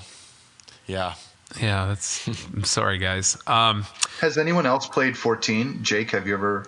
You never touched it? I stay away from the MMOs because I know they're just going to be a, giant black hole. You have a family. Years later, Jake emerging from the basement. And you have kids, damn it. Yep. Josh, did you ever play Final Fantasy 14? Oh, it was great. I played it like 7 times. They all had really cool hair. Bunch of cute boys in the game, like just riding chocobos in the sunset. Yeah. Wow, he's described it pretty well, actually. So you described the ending. How could I not play it? Die-hard fan. Yeah. How could you not? Your favorite series of all time. All right. Well, Final Fantasy Dirge of Cerberus, that was some hot shit. Yeah, it was pretty bad. They made a shooter game for the PS2 that was a blatant money grab. Yeah. Really? Before Crisis. There was so much story there to tell. So I don't know how the cell phone company got associated with them to be featured as Cloud cell phone in Final Fantasy VII Advent Children, but that exclusive cell phone got Before Crisis, which was an episodic story-based game for the cell phone that is referenced in the remake because it's still canon. And oh man, it's just bonkers to me that they thought they would take their most beloved franchise and turn it into a cell phone game. And granted, the shooting Vincent game could work. They didn't do it right because they don't know how to make shooters. Right. Crisis Core is good. Why? It's fine.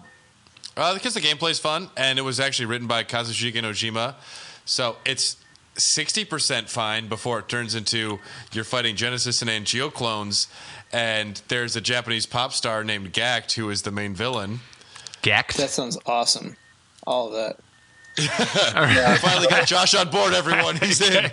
If you've ever wondered why you can't play Final Fantasy Crisis Core in like an HD update, it's literally because Gact is one of the models for that, and the company that owns the rights to his image will probably never release the rights to it. So that's why you have not seen it. Yep, Nomura, next time, don't take Gact. Go to some K-pop schmuck.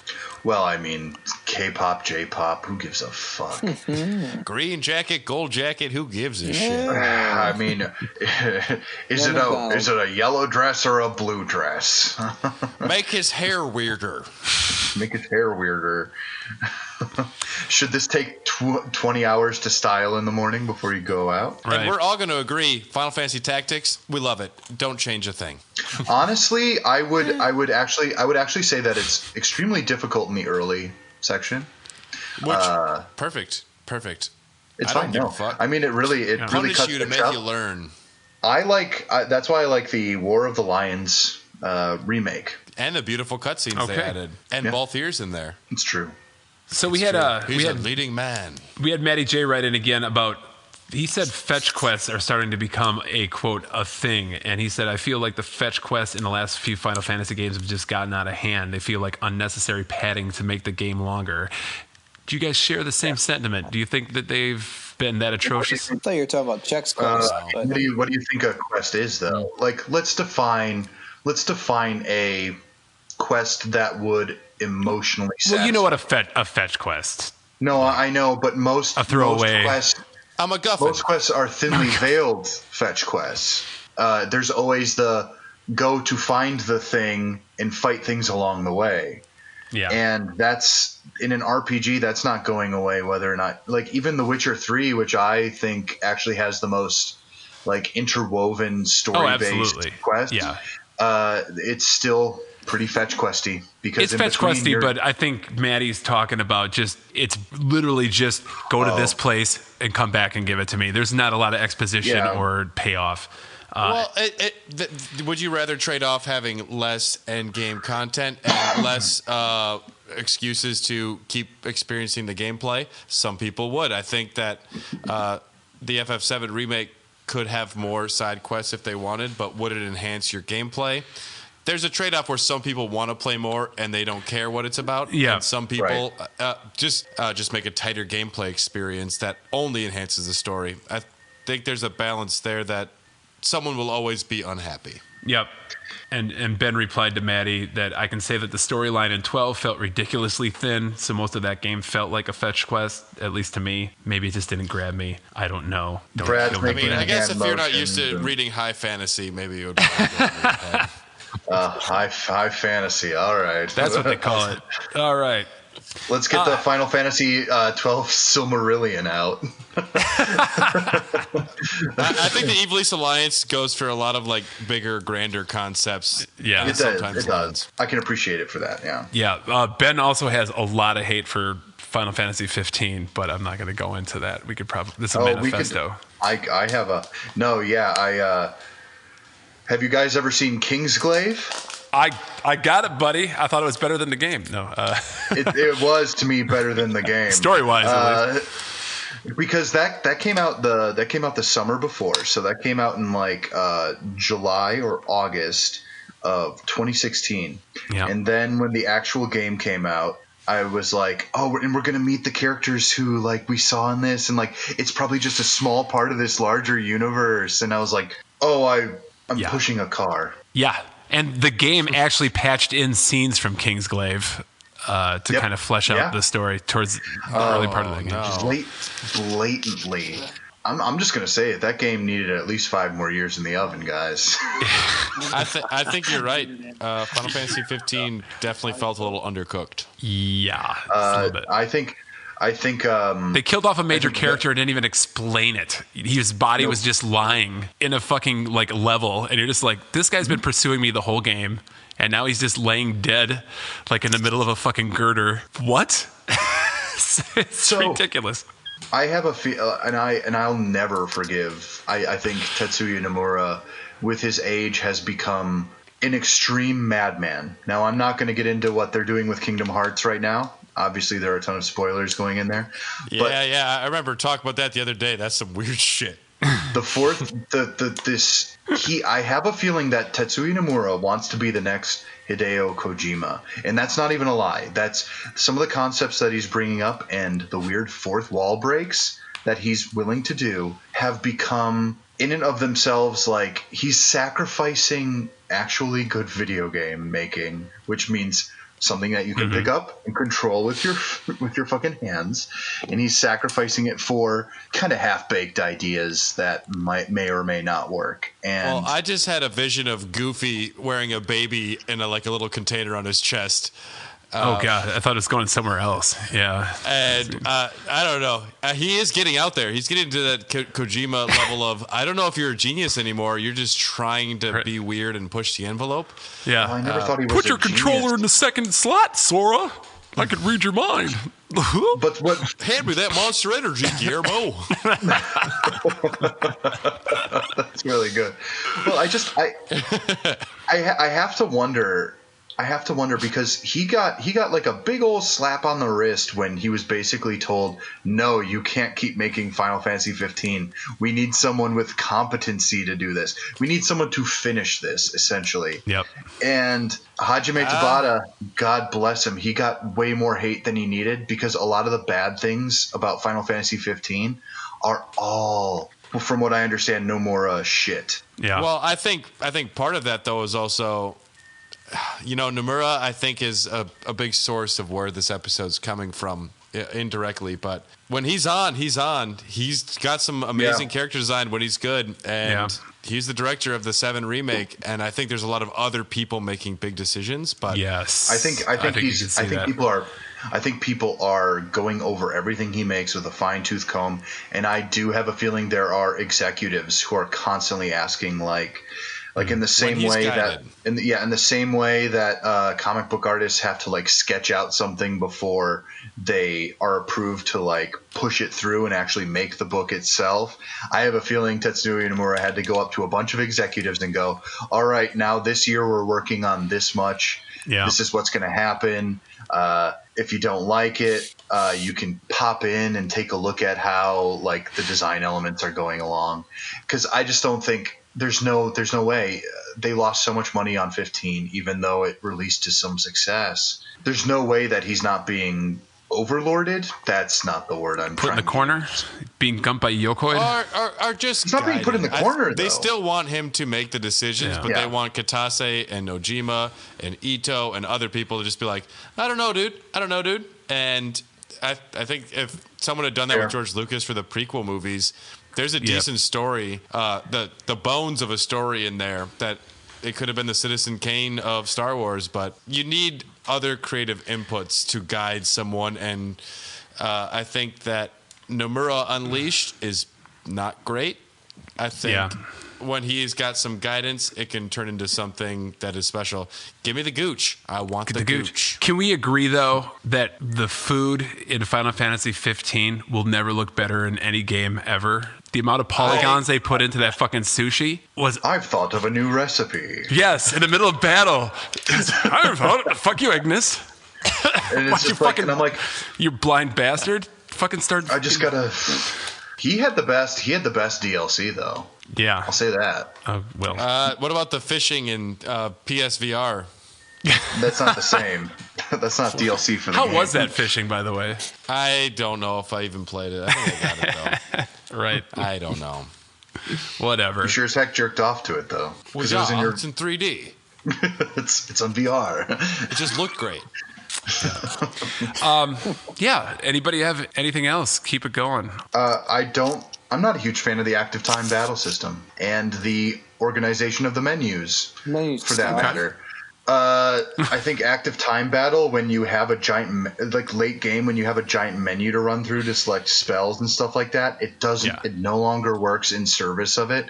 When you have there should be a hotkey thing set up where you can just hit because they didn't have them back then. If there was a way to hotkey your favorite spells, that could be cool. But I did like that as a wrinkle, though. I thought that added a new dimension to the battle. But think about 7. Think about 7, where if you equip the right materia, you had it, but you would still have to scroll down a blank page to reach that spell. Especially for summons, because it's a part of a list.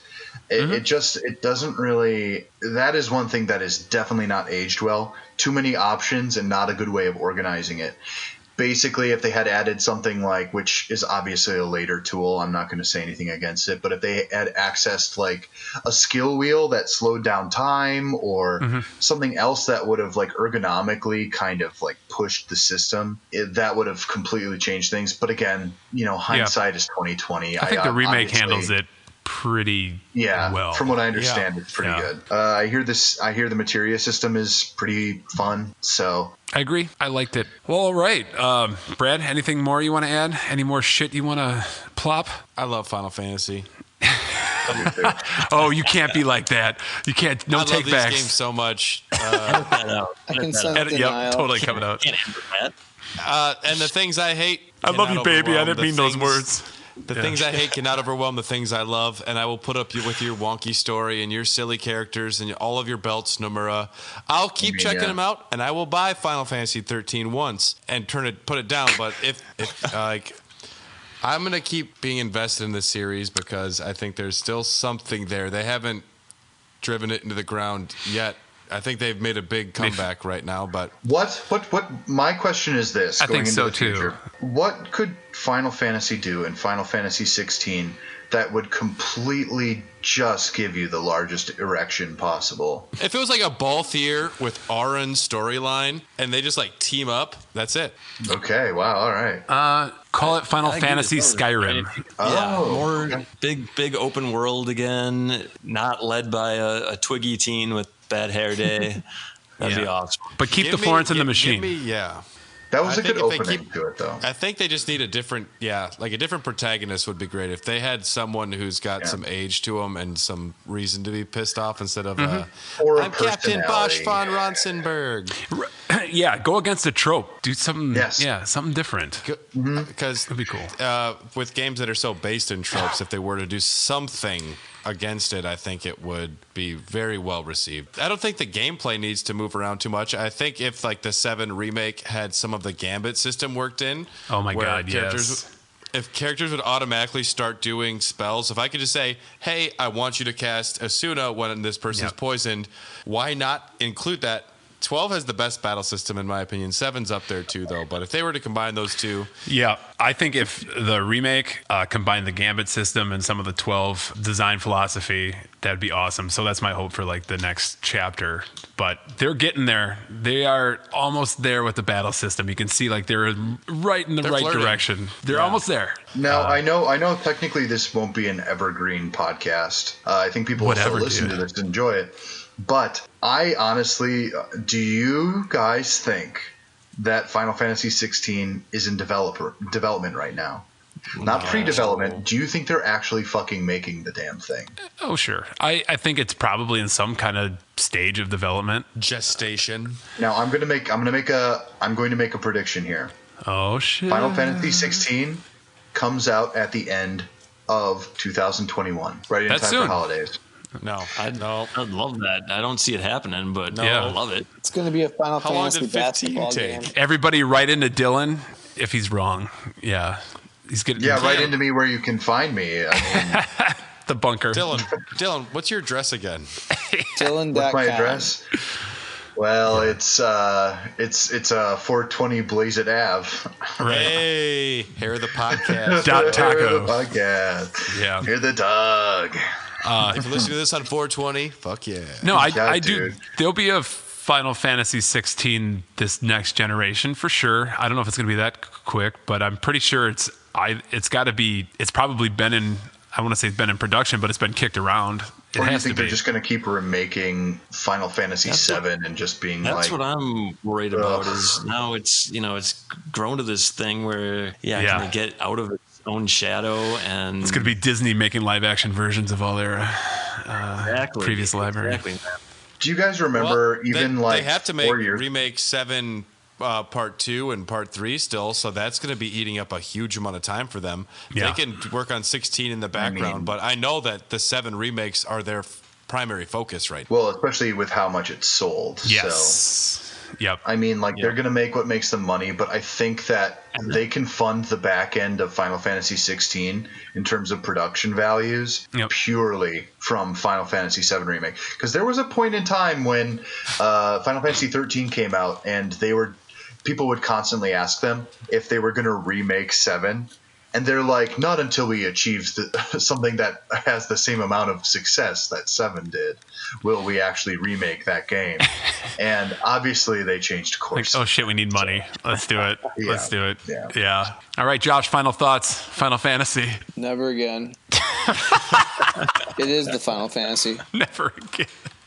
Well, never Until again, another one because comes this out. is ending our Final Fantasy month.